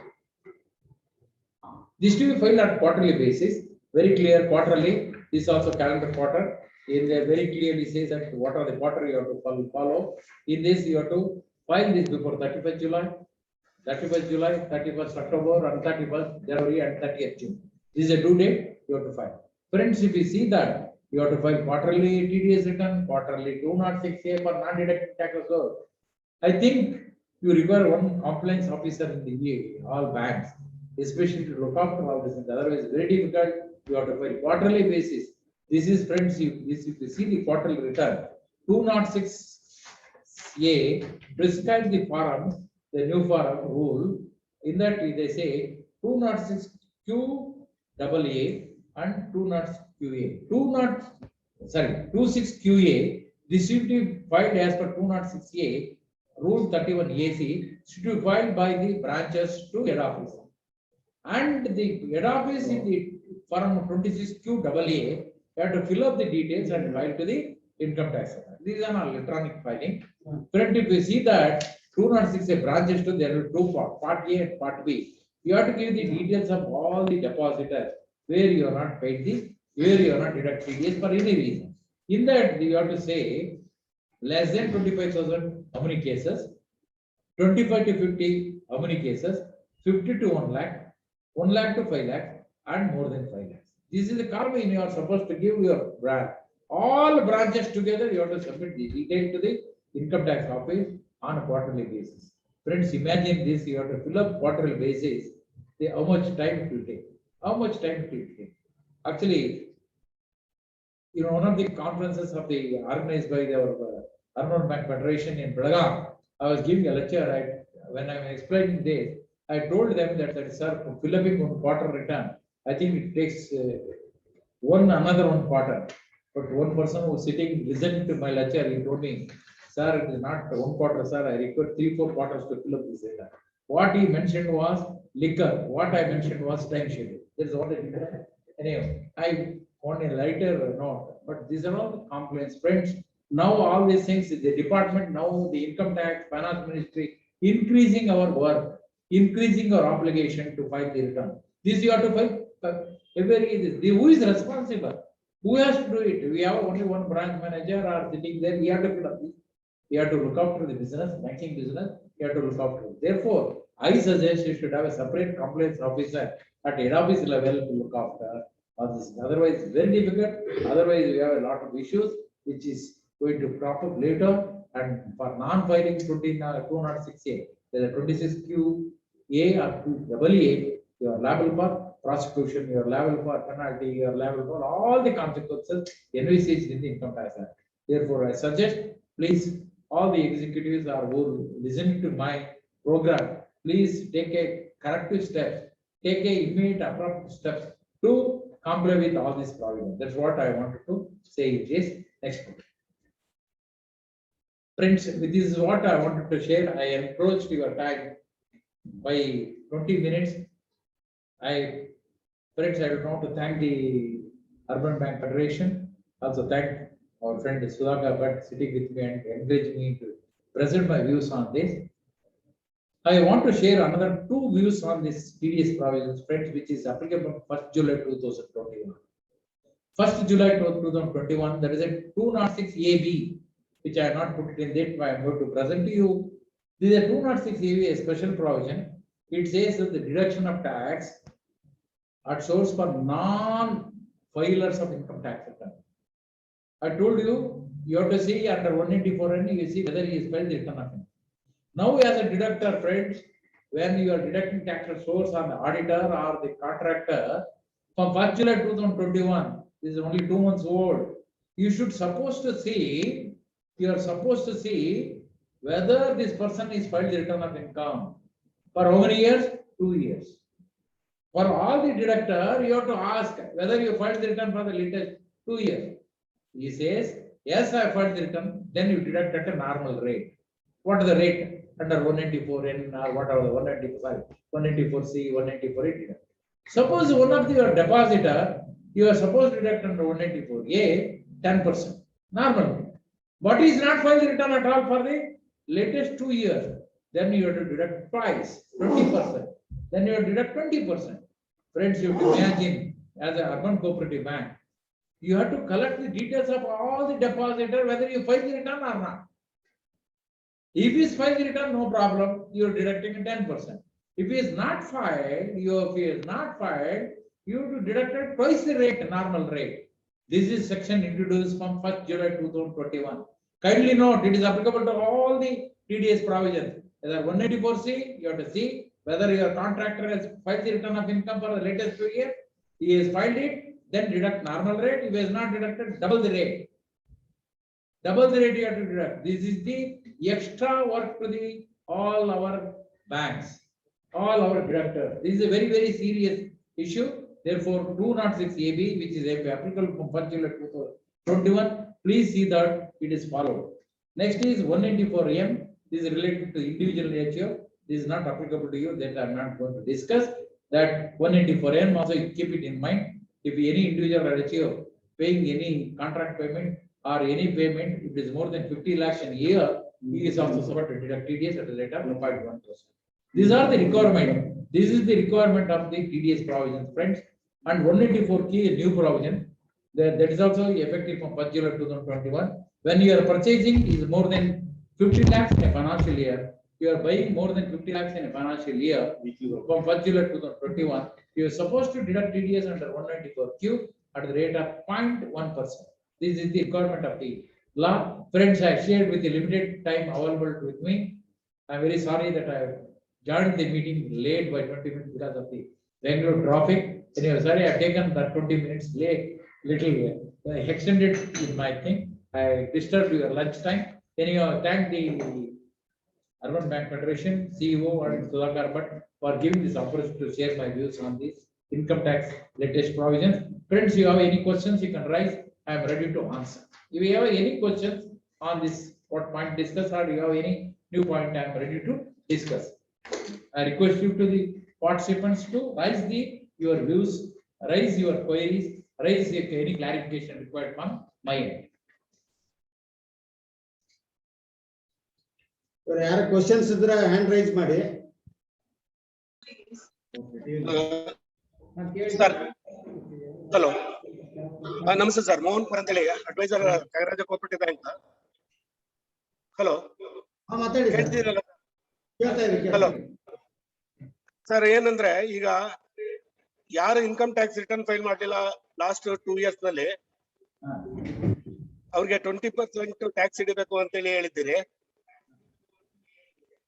Sir. ಅದು track ಮಾಡೋದು ಕಷ್ಟ ಆಗುತ್ತೆ, ಒಂದು point. ಮತ್ತೆ ಅವ್ರು ಈ ವರ್ಷನೇ account open ಮಾಡಿದ್ರೆ ಅವ್ರದ್ದು ಯಾವ ರೀತಿ ಮಾಡೋದು ಸರ್? ಈ ವರ್ಷನೇ ಡೆಪಾಸಿಟ್ ಮಾಡಿದ್ರೆ ಅವ್ರದ್ದು ಇನ್ಕಮ್ ಟ್ಯಾಕ್ಸ್ ಪ್ರೀವಿಯಸ್ ಇಯರ್ ಕೇಳಲಿಕ್ಕೆ ಮಾಡ್ಲಿಲ್ಲ ಅಂತ ಹೇಳಿದ್ರೆ ಏನ್ ಮಾಡೋದು?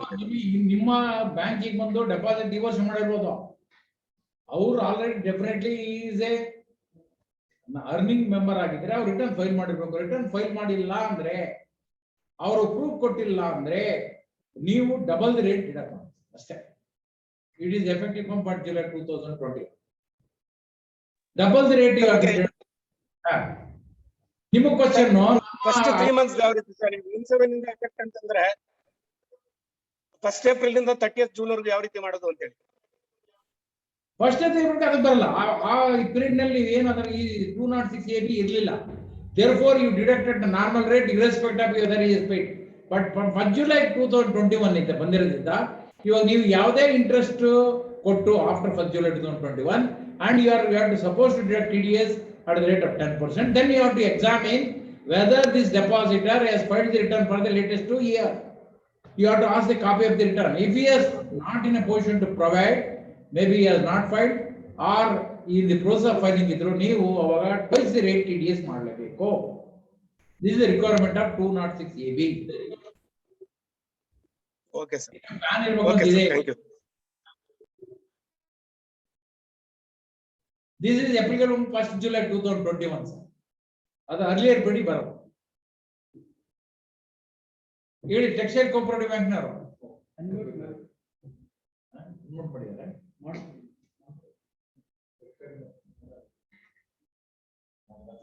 ಟೆಕ್ಸ್ಟೈಲ್ ಕೋಪರೇಟಿವ್ ಬ್ಯಾಂಕ್ ಅನ್ಮ್ಯೂಟ್ ಮಾಡಿ ಮಾತಾಡಿ ಸರ್. ಅನ್ಮ್ಯೂಟ್ ಮಾಡಿ ಮಾತಾಡಿ. ಮಾತಾಡ್ಬೇಕಂತಂದ್ರೆ ಸುಮ್ಮನೆ ಇರೋದ್ರೆ ಇರ್ಬೇಕಾಯ್ತು. ಮಾತಾಡ್ಬೇಕು ಸರ್, ಮಾತಾಡಿ. Hello, 1 minute sir. ಕೇಳ್ತಿದ್ಯಾ? ಕೇಳ್ತಿದೆ. ಶ್ರೀನಿವಾಸ ಮೂರ್ತಿ ಅಂತ ಟೆಕ್ಸ್ಟೈಲ್ ಕೋಪರೇಟಿವ್ ಬ್ಯಾಂಕ್ ಇಂದ ನೋಟಿಫಿಕೇಶನ್ ಸಂಬಂಧಪಟ್ಟಿದ್ದೊಂದು ಕ್ವಶನ್ ಇತ್ತು. ಇದು refiling of income tax returns furnishing of statement of financial transactions containing interest income regarding ಅಂತ ಅಂದ್ಬಿಟ್ಟು ಇದು 23 ಏಪ್ರಿಲ್ 2021ರಲ್ಲಿ ಸೆಂಟ್ರಲ್ ಗವರ್ಮೆಂಟ್ ಅವರು ಕೊಟ್ಟಿದ್ದಾರೆ. ಈ ಸರ್ ಒಂದು ನೋಟಿಫಿಕೇಶನ್ RBI ಗವರ್ನರ್ಗೆ 4/5/2021ರಲ್ಲಿ ಹೋಗಿದೆ. ಅದರಲ್ಲಿ ಏನ್ ಕೇಳಿದ್ದಾರೆ ಅಂದ್ರೆ ನಮ್ಗೆ ಅಂಡರ್ ಸೆಕ್ಷನ್ 285BA ನಲ್ಲಿ ಒಂದು ಕೇಳಿದರೆ the information is to be reported for all account or deposit holders where cumulative interest exceeds ₹5,000 per person in the financial year ಅಂತ. ಇದ್ರ ಬಗ್ಗೆ ಸ್ವಲ್ಪ ನಮ್ಗೆ ಮಾಹಿತಿ ಬೇಕಾಗಿತ್ತು ಸರ್. ಸರ್ ಇದು ಇನ್ಕಮ್ ಟ್ಯಾಕ್ಸ್ ಹೇಳೋದಲ್ಲ ಸರ್. ಇದು RBI ಕೇಳಿರೋದು ಮೋರ್ ದೆನ್ 5,000 ಸರ್. ಆಕ್ಚುಲಿ 285 ನಲ್ಲಿ no requirement of this clause ಇಲ್ಲ. ಇವಾಗ ಇರೋದು ಓನ್ಲಿ 10 lakhs ಮೇಲಿದ್ರೆ ಡೆಪಾಸಿಟ್ ಮಾಡಿದ್ರೆ ಟರ್ಮ್ ಡೆಪಾಸಿಟ್ ಮಾಡಿದ್ರೆ ಇಷ್ಟ ಐತೆ. ಇದು financial transaction what the introduce that should have incorporated in section 285 of the income tax act, but they issued by notification. Whether what is the SFT number? Sir, what is the SFT number? Yeah, sir. This notification was issued by the finance department, sir, and it was forwarded to governor of RBI. From there we have received this one. Sir, one minute. Finance department ಯಾವುದು? Central or state? Central government, sir. Government of India Finance, Ministry of Finance, Central Board of Direct Taxes. Notification number 2 of 2021. Date is 20th April 2021. Correct, sir. What is the SFT number you have to fill up? That SFT code number is 016. Transaction code SFT 016. 016 sir. ಹೊಸದು sir. ನಾನು ಅದರಲ್ಲಿ ಇದು income tax act ನಾಗ ಬಂದಿಲ್ಲ ಅದು. Okay. ಆ notification ಕೊಟ್ಟಿರೋದು CBDT, but ಇದು ಇನ್ಕಮ್ ಟ್ಯಾಕ್ಸ್ ನಾಗ ಅಮೆಂಡ್ಮೆಂಟ್ ಮಾಡಬೇಕಾಯ್ತು. ಅದು ರೂಲ್ ಅಲ್ಲಿ ಹೇಳಬೇಕು. ರೂಲ್ 114 ನಲ್ಲಿ ಬರಬೇಕಾಯ್ತು. ಬಂದಿದೆಯಲ್ಲ ಗೊತ್ತಿಲ್ಲ ನನಗೆ, ಅದು ಚೆಕ್ ಮಾಡ್ತೀನಿ. ಚೆಕ್ ಮಾಡಿ ನಾನು ಹೇಳ್ತೀನಿ. But if it is there, then you have to file this also on 31st May. The details of the interest more than 5,000 rupees paid. ಹೌದು ಸರ್. ಹೌದು sir. More than 5,000. I think then you have a more work, because more than 5,000 definitely ಕೊಡ್ತೀರಾ. Because up to 40,000 ಆದ್ರೆ DDS ಮಾಡ್ತೀರಾ. But ಇದು ಏನು ಸ್ವಾಮಿ, ನಾವು ಬೆಳಗ್ಲಿಂದ ಸಾಯಂಕಾಲ ಬರೀ RBI ವರ್ಗೂ ಅಥವಾ ಇನ್ಕಮ್ ಟ್ಯಾಕ್ಸ್ ವರ್ಕ್ ಮಾಡ್ತಾ ಕೂತ್ಕೊಳ್ಳೋದು. ಫಾರ್ವರ್ಡ್ ಮಾಡಿದ ಬ್ಯಾಂಕ್ಗಳಿಗೆ. ಅಲ್ಲ ಸರ್, ಅದಕ್ಕೆ ನಾನು ಹೇಳಿದೆ, ನಿಮ್ಮ ಬ್ಯಾಂಕ್ ನಲ್ಲಿ ಒಬ್ರು ಕಾಂಪ್ಲೈನ್ಸ್ ಆಫೀಸರ್ ಅಂತ ಇರಬೇಕು. You have to collect the information from all the branches and consolidate it and file on 31st May. I think this is going to be very, I know I look into that. Srinivasa Murthy ಅವರ ನಿಮಗೆ phone ಮಾಡಿ ಹೇಳ್ತೀನಿ. What is to be done, what is the thing, the requirement, but rule ಅಲ್ಲಿ ಇನ್ನ incorporate ಆಗಿಲ್ಲ. But incorporate, that's not an issue. But you have to do it is for the ending 31st March 22 ಮಾಡಬೇಕು. April 2021 ಬಂದಿದೆ. That you have to do it for March 2022. Okay sir, that's what I wanted to know. ಮಾಡಬೇಕಾಗ್ತದೆ. But it is a good elaborate work. Interest payment more than 5,000 SBI account ಕೊಡ್ತೀರಾ? ಹೌದು sir, ಅವರು ಅದು ಕೇಳಿದ್ದಾರೆ. Specific ಆಗಿ report ಮಾಡಿ whether it has been interest has been paid to SBI, time deposit, recurring deposit and other deposits. That has to be specifically reported. Sir, very difficult. I don't know how to this one, but you have to represent and ask only 5,000 ಮೇಲೆ ಎಷ್ಟು account ಆಗ್ತದೆ sir? ಹೌದು sir. ಇನ್ನೊಂದು ಇದು problem ಏನು, hurdle ಏನಿದೆ ಅಂದ್ರೆ, PAN with Aadhaar ಇದ್ರೇನೆ upload ಮಾಡಕ್ ಆಗೋದು. ಆಧಾರ್ ನಂಬರ್ ಇಲ್ಲ ಅಂದ್ರೆ ಅಪ್ಲೋಡ್ ಮಾಡಕ್ ಆಗ್ತಿಲ್ಲ. ಅದು ಬೇರೆ ಇದೆ. ಟ್ರೈ ಮಾಡಿ ನೋಡಿದೀವಿ, ಕಷ್ಟ ಇದೆ ಸರ್. ಬಹಳ ಸರ್, ನೀವು ಅದೇ ಹೇಳ್ತಿದ್ದೀರಾ. ಇವಾಗ ನಾವು ರಿಟರ್ನ್ ಫೈಲ್ ಮಾಡೋದಕ್ಕೆ ಹೋದ್ರೆ ಯಾವ್ದು ಅಪ್ಲೋಡ್ ಆಗ್ತಿಲ್ಲ. ಅದಕ್ಕೋಸ್ಕರ please wait for the portal to ready.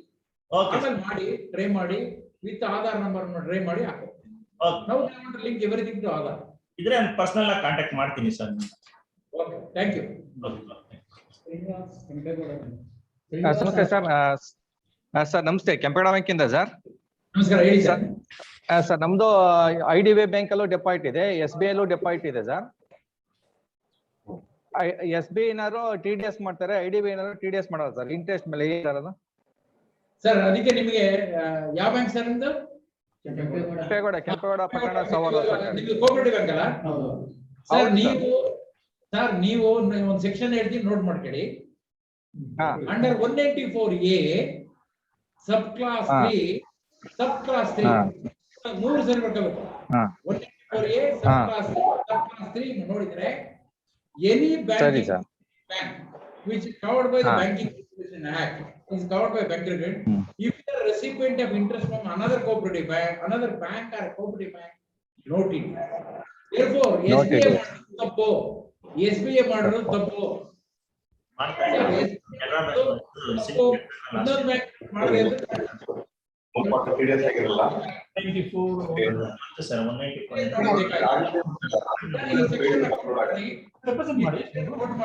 State Bank of India ಬರೀಲಿ, ಆಟೋಮೆಟಿಕ್ ಅದೇನು interest is more than 40,000 deduct TDS ಅಂತ. ಬ್ಯಾಂಕ್ ಆದ್ರೆ exemption you are entitled for exemption. State Bank of India deducted wrongly, therefore you approach them for the non-deduction of tax. So as per section I quoted 194A subclass 3 subclass 3. If you have any doubt, I give my phone number, you call me, I'll give you correct thing. This is what you have to say. Sir ಇನ್ನೊಂದು question. ಈಗ ನಾವು 15G 15H ಆಮೇಲೆ 26Q return file ಮಾಡ್ತೀವಿ sir. ಈ ಕಡಿಮೆ interest ತಗೊಂಡಿರೋರು, for example below 40,000 interest ತಗೊಂಡಿರೋರ್ದು, ಅವ್ರದ್ದು ನಾವು ಹೇಗೆ ಅಪ್ಲೋಡ್ ಮಾಡ್ಬೇಕು? ಯಾವ ಸೆಕ್ಷನ್ ಅಲ್ಲಿ ಯಾವ ಇದ್ರಲ್ಲಿ ಅಪ್ಲೋಡ್ ಮಾಡ್ಬೇಕು? 2 ಕ್ವಾರ್ಟರ್ ಟೆಸ್ಟ್ ಆಗಿರಲ್ಲ ಸರ್, 3rd ಕ್ವಾರ್ಟರ್ ಆಗಿರಲ್ಲ.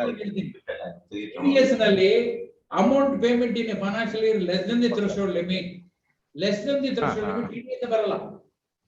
ನೀವ್ ಹೇಳಿದ ಎಕ್ಸಾಂಪಲ್ 194A ಬರಲ್ಲ, because income is less than 40,000. ಅವಾಗ 15G ಬರಲ್ಲ, 15H ಬರಲ್ಲ. ಯಾಕಂತೀರಾ? ಸರಿ, SFT ನಲ್ಲಿ ಕೇಳಿದಾರೆ ಸರ್. SFT ನಲ್ಲಿ ಕೇಳಿದಾರೆ sir. SFT is different than TDS. ಏನು ಕೇಳಿ ಫಸ್ಟ್. SFT is ಬೇರೆ ಬರ್ತೀನಿ. SFT ಕೇಳಿದ್ರೆ ಸೆಕ್ಷನ್ ಕೋಆಪರೇಟಿವ್ ಬ್ಯಾಂಕ್ ನಲ್ಲಿ ಹೇಳಿದ್ದು saying that more than 50,000 ಇದ್ರೆ, but I have to examine that issue. But ಆಮೇಲೆ ನಾನು ಹೇಳ್ಬೋದು, ಇವಾಗ ನನಗೆ ಅದ್ರ ಬಗ್ಗೆ ಜಾಸ್ತಿ ಮಾಹಿತಿ ಇಲ್ಲ. ಅದರಿಂದ 5,000 ಇದ್ರೆ ಏನಾಗ್ತದೆ ಅಂತ ಗೊತ್ತಿಲ್ಲ. ಬಟ್ ಇದಕ್ಕೆ ಹೇಳೋದೇನಂದ್ರೆ SFT ಕೊಡೋದೇ ಡಿಫರೆಂಟ್, ಬಟ್ TDS ಬರಲ್ಲ. TDS ನಲ್ಲಿ 15G 15 ಬರಲ್ಲ, because amount is less than.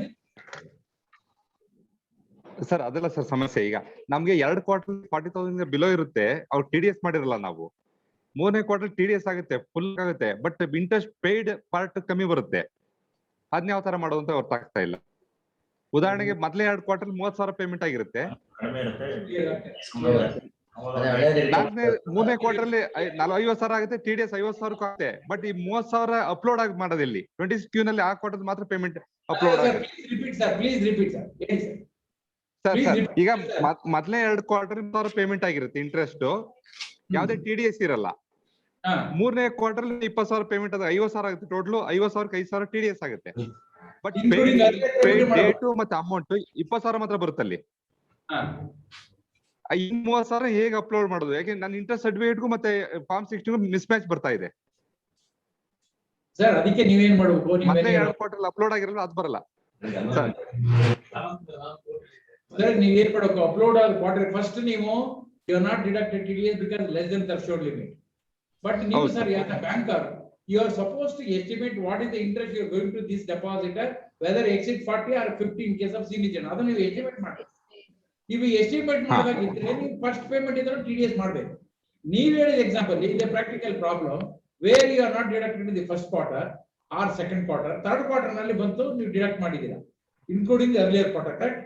Including earlier quarter ಅವಾಗ ನೀವು ಅಪ್ಲೋಡ್ ಮಾಡೋಕೆ ಏನ್ ಮಾಡ್ಬೇಕು ಸರ್ ಅಂತಂದ್ರೆ, trick is you have to see that is the paid only during the quarter anta ಮಾಡಿ you have to deduct because you have deducted only this quarter, you are not deducted the earlier quarter. Deductions full ತಗೊಂತಾ ಇದೆ sir deduction ಪೂರ್ತಿ ತಗೊಂತಾ ಇದೆ, but paid ಕಮ್ಮಿ ತೋರಿಸ್ತಾ ಇದೆ. ಅದಕ್ಕೋಸ್ಕರ ಆ ಪೇಡ್ ಅಮೌಂಟ್ ನಾವು ಮಾಡಿಫೈ ಮಾಡಬಹುದಾ? ಮಾಡಬೇಕು, ನೀವು ಮಾಡಿಫೈ ಮಾಡಬೇಕು. ಅದರ್ವೈಸ್ ಇದು ಆಗಲ್ಲ. ಸರಿ you say earlier quarter ಅದು ಮ್ಯಾಚ್ ಆಗ್ತಾ ಇಲ್ಲ ಸರ್. ಹೌದೌದು ಸರಿ ನೀವು ಮಾಡ್ಲೇಬೇಕು ಸರ್, ಅದನ್ನೇ ಮಾಡಬೇಕು. Generally possible to upload, otherwise not possible. ಆಗಲ್ಲ, ಅಪ್ಲೋಡ್ ಆಗಲ್ಲ. ಸರ್ ನನ್ನ ನಂಬರ್ ಇದೆ, ನೀವು ಕಾಲ್ ಮಾಡಿ ಕ್ಲೀನ್ ಆಗಿ ಹೇಳಿ, ನಾನು ಆಮೇಲೆ ಹೇಳ್ತೀನಿ. ಬಿಕಾಸ್ ನನಗೇನು ಆಗ್ಲಿ ಸರ್.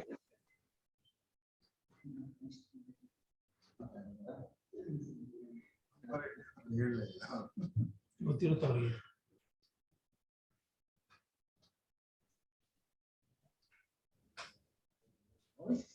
ಯಾರಾದ್ರೂ ಕೇಳಿ. ಒಂದ್ ನಿಮಿಷ ಮೇಡಮ್. ಮೇಡಮ್ ಅವ್ರು ಮಾತಾಡಿ. ಚರ್ಚೆ ಮಾಡ್ಬಿಟ್ಟು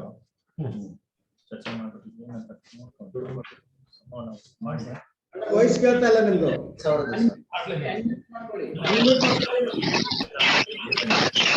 ಹಲೋ, ಕೇಳಿಸ್ತಿದೆ ಈಗ? ಸರಿ, ಡಿವಿಡೆಂಡ್ ಇನ್ಕಮ್ SFT ಅಲ್ಲಿ ಅಪ್ಲೋಡ್ ಮಾಡ್ಬೇಕು ಅಂತ ಹೇಳ್ತಿದ್ರ. ಅದು ಎಲ್ಲಾ ಡಿವಿಡೆಂಡ್ ನಾವ್ ಯಾರು ಕೊಡ್ತೀವಿ ಅಷ್ಟು ಜನದ್ದು ಅಪ್ಲೋಡ್ ಮಾಡ್ಬೇಕು ಸರ್, ಅಥವಾ ಏನಿದೆ ಅದ್ರಲ್ಲಿ ಏನಾದ್ರು ಥ್ರೆಶೋಲ್ಡ್ ಲಿಮಿಟ್ ಇದೆಯಾ? Hello, dividend income sir, dividend income 5,000 ಮಾತ್ರ.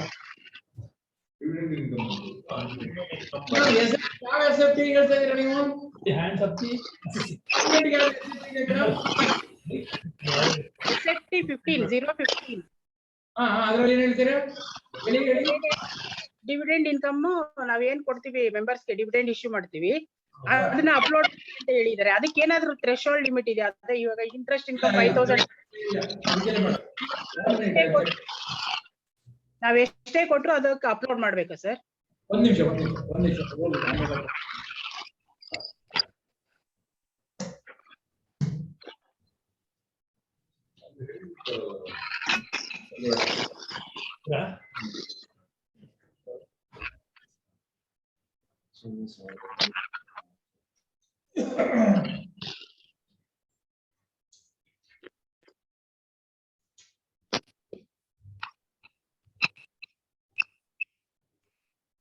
ಎಸ್ ಮೇಡಮ್, ಥ್ರೆಶೋಲ್ಡ್ ಲಿಮಿಟ್ ಏನಿಲ್ಲ. ಅಮೌಂಟ್ ನಾವ್ ಏನ್ ಕೊಡ್ತೀವೋ ಅದರ ಅಷ್ಟು ಅಪ್ಲೋಡ್ ಮಾಡ್ಬೇಕು. Okay sir, okay, right, thank you sir. Mallikarjun Mahajan. Hello sir.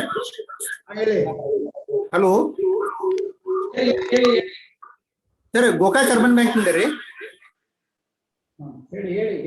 ಹೇಳಿ sir. Sir, Gokak Urban Bank ನಿಂದ ಮಾತಾಡೋದ್ರಿ? ಹೇಳಿ. ಸರ್, ಇದು ಫೈನಾನ್ಷಿಯಲ್ ಇಯರ್ 21-22 ರೀ, first quarter 15G 15H filing ಮಾಡಕ್ ಇನ್ನೂ ಆಪ್ಷನ್ ಬಿಟ್ಟಿಲ್ಲ ಸರ್. ಅದು ಅಲ್ಲಿ ನಾವು ನಮ್ದು ಸರಳ TDS ಸಾಫ್ಟ್ವೇರ್ ಕೇಳಂತಲೇ ಅವರು ಡಿಪಾರ್ಟ್ಮೆಂಟ್ ಕೇಳಂತ ಇದಾರೆ ಸರ್. ಆಕ್ಚುಲಿ ನಿಮ್ದೊಂದೇ ಸರ್ವರ್ ಇದೊಂದೇ, ನೀವು ಕ್ವಾರ್ಟರ್ ರಿಟರ್ನ್ ಹೇಳ್ತೀರಾ, ಯಾವ್ದು ಬಿಟ್ಟಿಲ್ಲ, ಯಾವ್ದು ಇಲ್ಲ. ಫಸ್ಟ್ ಜೂನ್ ಇಂದ ವರ್ಕ್ ಆಗ್ತಾ ಇಲ್ಲ ಸಿಸ್ಟಮ್. ನೀವು ಇದು all India level problem, definitely solve ಮಾಡ್ತಾರೆ. It is the process of solving it. ಆದ್ಮೇಲೆ ಇಮಿಡಿಯೇಟ್ ಆಗಿ ಪ್ರಾಬ್ಲಮ್. ಇಲ್ಲ ಸರ್, ನಮಗೆ ಏನ್ ಡೌಟ್ ಇತ್ತು, ನಮ್ಗೆ ತಿಳಿಯೋದಕ್ಕೆ ಬಿಟ್ಟೇವೆ ಅಥವಾ ಅವ್ರ ಸಾಫ್ಟ್ವೇರ್ ಪ್ರಾಬ್ಲಮ್ ಐತೆ ಗೊತ್ತಾಗ್ತಾ ಇದ್ದಿರ್ಕಿಲ್ರಿ? ಆಲ್ ಇಂಡಿಯಾ ಪ್ರಾಬ್ಲಮ್ ಅಂತ ಹೇಳಿದ್ನಲ್ಲ ಸರ್ ನನ್ಗೆ. ಇದು ಆಲ್ ಇಂಡಿಯಾ ಪ್ರಾಬ್ಲಮ್. ಯಾವ್ದು ಅಪ್ಲೋಡ್ ಆಗ್ತಾ ಇಲ್ಲ, ಯಾವ ರಿಟರ್ನ್ ಫೈಲ್ ಆಗ್ತಾ ಇಲ್ಲ, ಯಾವ ಫಾರ್ಮ್ಸ್ ಅಪ್ಲೋಡ್ ಮಾಡಕ್ ಆಗ್ತಾ ಇಲ್ಲ, ಯಾವ ಕ್ವಾರ್ಟರ್ಲಿ ರಿಟರ್ನ್ ಅಪ್ಲೋಡ್ ಆಗ್ತಾ ಇಲ್ಲ, ಅದೇ ಪ್ರಾಬ್ಲಮ್. ದೇರ್ಫೋರ್ ಇದೆಲ್ಲ all India level problem solve ಆದ್ಮೇಲೆ ನಾವು ಮಾಡ್ಬೋದು ಸರ್. ಇವಾಗ ಸರ್, ಇದು ಡ್ಯೂ ಡೇಟ್ ಏನು ಎಕ್ಸ್ಟೆನ್ಷನ್ ಕೊಟ್ಟಿದಾರಲ್ಲ? ಇದು ಆಟೋಮೆಟಿಕ್ಲಿ ಎಕ್ಸ್ಟೆಂಡೆಡ್ ಸರ್. ಎಲ್ಲಾ ರಿಟರ್ನ್ಸ್ ಎಕ್ಸ್ಟೆಂಡ್ ಮಾಡಿದ್ದಾರೆ. Okay, thank you sir. Thank you.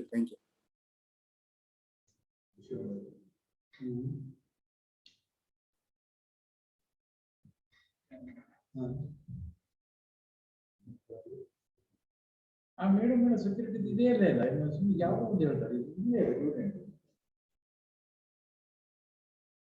ಯಾರ್ದು ಕ್ವಶನ್ ಇಲ್ಲ ಅನಿಸ್ತಾ ಇದೆ ಸರ್. ಮೇಡಮ್ ಅವ್ರು ಒಂದ್ ಸ್ವಲ್ಪ ಮಾತಾಡಿ. ಮೇಡಮ್ ಅವರೇ ಮಾತಾಡಿ. ಹ್ಯಾಂಡ್ ರೈಸ್ ಮಾಡಿ ಮೇಡಮ್.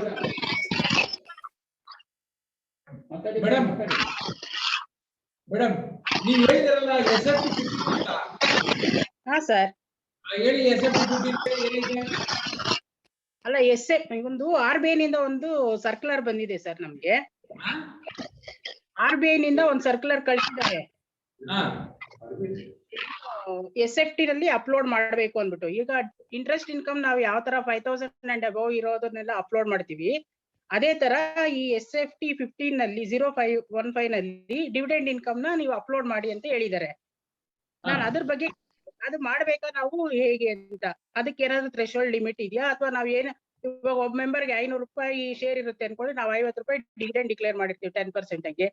ಸೊ ಆ ಅಮೌಂಟ್ ನಾವು ಅಪ್ಲೋಡ್ ಮಾಡ್ಬೇಕಾ, ಅಥವಾ ಅದಕ್ಕೆ ಏನಾದ್ರು ಥ್ರೆಶೋಲ್ಡ್ ಲಿಮಿಟ್ ಇದೆಯಾ? ಮೇಡಮ್ ಇಲ್ಲಿ ನಾನೀಗ ನೋಡ್ತಿರೋದು ಎಲ್ಲಿನೋ ಥ್ರೆಶೋಲ್ಡ್ ಲಿಮಿಟ್ ಇಲ್ಲೇ ಇಲ್ಲ. ಇಲ್ಲ ಅಂದ್ರೆ ನಾವು ಎಷ್ಟೇ ಕೊಟ್ಟರು ಅದನ್ನ ಅಪ್ಲೋಡ್ ಮಾಡ್ಬೇಕಾಗಾದ್ರೆ. ಇವಾಗ ಒಂದ್ 10,000 ಜನ ಮೆಂಬರ್ಸ್ ಇರ್ತಾರೆ, ಅಷ್ಟು ಜನ ಅಲ್ಲ ಮೇಡಮ್, ಏನೇ ಕೊಟ್ಟರು ರೂಲ್ ಕೊಡ್ಬೇಕು. ಅವರು ರೂಲ್ ಕೊಡದಿದ್ರೆ ರಿಸರ್ವ್ ಅಮೆಂಡ್ಮೆಂಟ್ ಇವಾಗ ನಮಗಿರೋದು ಇದು ನಿಮಗೆ ಡಿವಿಡೆಂಡ್ ಕೊಟ್ಟದ್ದು ಯಾವ್ದು ಇಲ್ಲ. ಇದರಲ್ಲಿ ರೂಲ್ ಅಲ್ಲಿ ಡಿವಿಡೆಂಡ್ ಕೊಟ್ಟಿರೋದಿಲ್ಲ. ಡಿವಿಡೆಂಡ್ ಯಾವುದು ಇಲ್ಲ. ಡಿವಿಡೆಂಡ್ ಕ್ಯಾಶ್ ಡೆಪಾಸಿಟ್ ಏನೇನ್ ಮಾಡಿದೆ ಅಂತ, ಇದಕ್ಕೆ ಏನಾದ್ರು ಇಮೋರ್ ಪ್ರಾಪರ್ಟಿ ಸೇಲ್ ಮಾಡಿದ್ರೆ, ಪರ್ಚೇಸ್ ಮಾಡಿದ್ರೆ ಅದರಲ್ಲೇ. ಬಟ್ ನಿಮ್ಗೆ ಡಿವಿಡೆಂಡ್ ಕೊಟ್ಟಿರೋದು ನಿಮಗೆ ಯಾವ್ದ್ರಲ್ಲಿ ಹೇಳ್ತಾರೆ ಅಂತ ನನಗೆ ಸಿಗ್ತಾ ಇಲ್ಲ. ನಿಮ್ಗೆ SFT ಅಂತ ಹೇಳಿದ್ರಿ, ಆ SFT 15 ಇಸ್ ಡಿಫರೆಂಟ್ ಇಯರ್. 15 ಅಂತಾನೆ ಮಾರ್ಕ್ ಮಾಡಿ ಕಳಿಸಿದ್ದಾರೆ ಸರ್. ಬೇಕಾದ್ರೆ ನಾನು ನಿಮ್ಗೆ ಅದೊಂದು ಮೇಲ್ ಕಳಿಸ್ಕೊಡ್ತೀನಿ, ನೀವು ಅದು ಚೆಕ್ ಮಾಡಿ. ನಾನು ನಂಬರ್ ಕೊಡಿ, ಮೊಬೈಲ್ ನಂಬರ್, ನಾನು ಚೆಕ್ ಮಾಡ್ತೀನಿ. ನನ್ನ ಪ್ರಕಾರ ಇಲ್ಲ. Okay okay. ನಾವು ಅದಕ್ಕೆ ಕನ್ಫ್ಯೂಷನ್, ಅಪ್ಲೋಡ್ ಮಾಡ್ಬೇಕಾ ಬೇಡವಾ ಅನ್ನೋದು ಒಂದು ಕ್ಲಾರಿಟಿ ಇರ್ಲಿಲ್ಲ.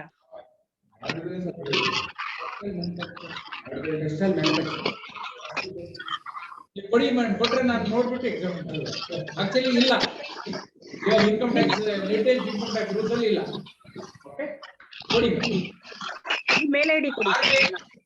RBI ಫುಲ್ ಇನ್ಸ್ಟ್ರಕ್ಷನ್ ಏನ್ ಕೊಟ್ಟಿದ್ದಾರೆ ನಮಗೆ, ನೋಟಿಫಿಕೇಶನ್ ಕೊಟ್ಟಿದ್ದಾರೆ, ಅದನ್ನು ಫಾರ್ವರ್ಡ್ ಮಾಡಿ, ಪ್ಲಸ್ ನಿಮ್ಮ ಮೊಬೈಲ್ ನಂಬರ್ ಬರೀ. ಸರಿ ಸರ್, ನಿಮ್ದು ಮೇಲ್ ಐಡಿ ಕೊಡಿ ಸರ್ ನಮ್ಗೆ. ಐತಿ ನೋಡಿ, ಥ್ಯಾಂಕ್ಸ್ ಏನಾದ್ರು ಐತಿ ನೋಡಿ. ಸ್ಲೈಡ್ ಪವರ್ ಬ್ಯಾಂಕ್ ಎಲ್ಲ ಕಳಿಸ್ಕೊಡ್ತೇನೆ ನಿಮಗೆ. ಇದರಲ್ಲಿ ಅವ್ರದ್ದು ಇಮೇಲ್ ಐಡಿ, ಫೋನ್ ನಂಬರ್ ಇರುತ್ತೆ. ಪವರ್ ಪಾಯಿಂಟ್ ಎಲ್ಲ ಕಳಿಸ್ಕೊಡ್ತೇನೆ ನಿಮ್ಗೆ ಎಲ್ಲ ಬ್ಯಾಂಕ್ಗಳಿಗೆ. ಇವಾಗ ಇಮಿಡಿಯೇಟ್ ಆಗಿ ಫಾರ್ವರ್ಡ್ ಮಾಡ್ತೇನೆ ನಿಮ್ಗೆ. ಈವರೆಗೆ ಇನ್ಕಮ್ ಟ್ಯಾಕ್ಸ್ ವಿಚಾರವಾಗಿ ಶ್ರೀ DR ವೆಂಕಟೇಶ್ ಅವರು ಉಪನ್ಯಾಸ ನೀಡಿದ್ದಾರೆ, ತಮ್ಮ ಸಲಹೆ ಸೂಚನೆಗಳನ್ನು ನೀಡುತ್ತಾರೆ. ಅವರಿಗೆ ತಮ್ಮೆಲ್ಲರ ಪರವಾಗಿ ಹಾಗೂ ಮಹಾಮಂಡಳದ ಪರವಾಗಿ ಧನ್ಯವಾದಗಳು. ತಮಗೂ ಸಹ ಈ ಸಭೆಯಲ್ಲಿ ಭಾಗವಹಿಸಿದ್ದಕ್ಕೆ ಮಹಾಮಂಡಳದ ಪರವಾಗಿ ಧನ್ಯವಾದಗಳು. Thank you.